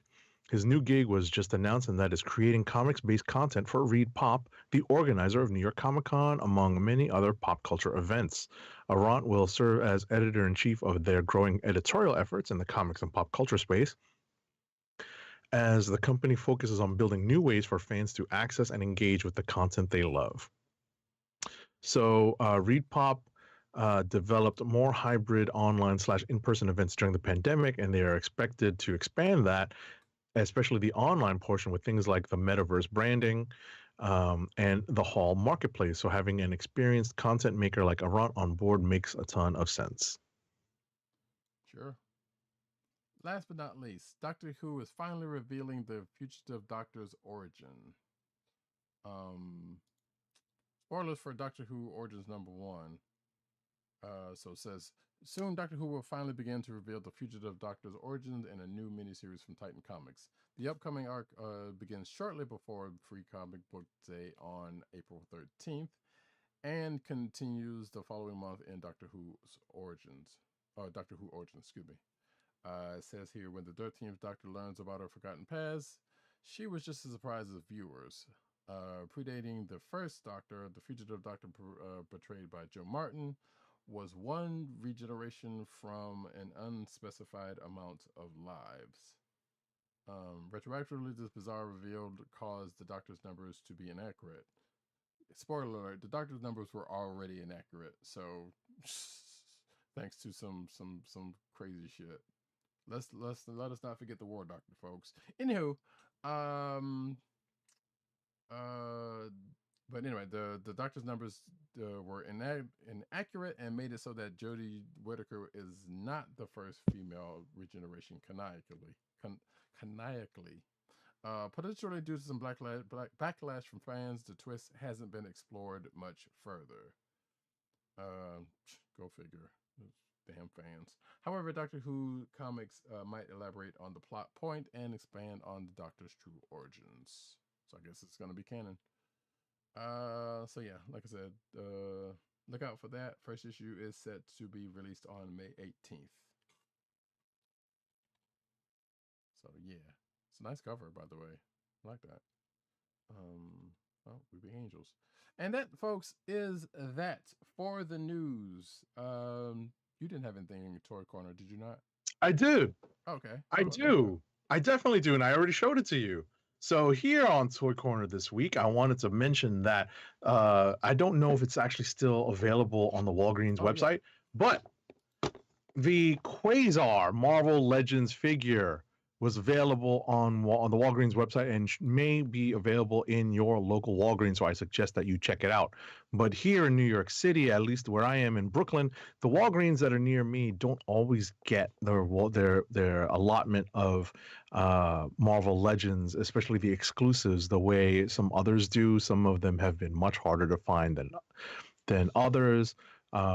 Sometimes, if I recall correctly, I had no problems getting a Reed Richards, but I had a hell of a time getting the original Ben Grimm that came out as a Marvel Legends Walgreens exclusive. But I was very happy to be able to order on my phone through the Walgreens app the Quasar, and I'm very pleased with getting this Quasar to add him to my Cosmic Marvel group and Avengers grouping. It is a very well done figure. The quantum bands are done very well here. There's a couple of there's the fireball fist effects that are included, as well as flying hands. So he has another set of hands to go with them. The one minor criticism I have is that the inside of his cape isn't black, painted with stars. It's just the blue painted with stars, which is fine. But I envision the character as having the black inner lining of the cape. But otherwise, this is a great figure, and I definitely recommend you add this to your collection if you have any affinity for 90s era Quasar, 90s 2000s Quasar. You're muted. I'm looking at Walgreens site, and it seems to say that it's not available in stores. But it's online only. Right. Shit is out. It's also saying out of stock shipping. Oh no. So I would suggest still going to check, because it's not always accurate when you're going on the website. Yeah. To look for stuff that's in store, because they just can't keep track of how many figures are in each store. I think they tried to in the past, and it's just they were unsuccessful. Right. And I've told you some of the stuff that I've seen in stores that is still laid there forever and a day. Right. So cool. Can we get one more ad read in? Our last ad read of the night, folks. It is late, but I'm gonna go with Funko, fun at first sight. It's your home for exclusive collectibles such as their world famous pop vinyl bobbleheads, apparel, including t-shirts, hats, and socks, and brand merchandise such as their custom DIY pop figures, art books, and skateboards. And now the listeners of the Comic Book Chronicles can enjoy 10% off your entire purchase when shopping at Funko. To place your first order with 10% off, and to help keep our show free for you, go to our network website at cspn.us. That's cspn.us. Then click on the Keep Our Podcast Free link at the top of the page. From there, scroll down to the Funko link and place your order. When you get to the checkout, put in the offer code SHOP10 for your 10% off discount. Funko through cspn.us. Do it today. And as we come to the end of another exciting episode of the Comic Book Chronicles, I'd like to thank each and every one of you for coming out, especially if you made it through this whole show. I know it was kind of lengthy because we had a lot of news and a lot of books. I have been Roddykat. You can find me at Roddykat on Twitter. You can find me at News Nerds Need on Twitter. You can find me at CBCaps on Instagram. Agent_70 on Twitter and Instagram. PC_Dirt on Twitter, PopCultureNet on Twitter, PopCultureNetwork.com, and all his umbrella sites therein. And of course, the Osiris that is ish. Tim DOGG98 on Twitter, CBCron on Twitter, which is the Comic Book Chronicles Twitter account. The Click Nation on Twitter, that's TheKlickNation, all one word. And of course, theclicknation.com, spelled the same way. But also, you can find him over at comicbook.com, writing his face off. You could find this here podcast on the Coast of the Podcast Network, cspn.us. Do it today. You can also find us at the True Podcast principal place of choice, whether it be Google Play, Apple iTunes, aka Apple Podcasts, Spotify, or the Coastal of the Podcast Network's SoundCloud page. You can also find us recording every Thursday night, 9:30-ish p.m., possibly with the exception of next week, but we will let you know on social media whether that's going to be the case. Maybe right. Movie Protocol, but we don't. We may not be. Right. We're not sure yet because as of the taping of this show, The Batman is coming out next week. It'll be out next Thursday, opening night. Whether or not we'll be in movie protocol remains to be seen. So as Roddykat said, stay tuned to our socials as he stated, as he named them off earlier, and we'll let you know if we're going to be in movie protocol. We may not know until the last second, we'll be honest. Right, basically. But like I said, we'll let you know. But that being the case, hey, normally, and even if it's still the case, we do record live every Thursday night, 9:30ish p.m. Like I said, on the YouTube channel of the Click Nation. That's youtube.com/the Click Nation, and twitch.tv/Comic Book Chronicles, all one word.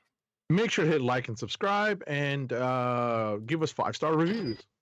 Oh, I cut myself off. Give us 5-star reviews. There you go. So yeah, either we will see you next week or we will not see you next week, but we will definitely see you for the next episode of the Comic Book Chronicles. And to that we say peace. Peace. And I really mean peace right now. Shout out to the Ukrainian people. One. Absolutely. And knowing is half the battle.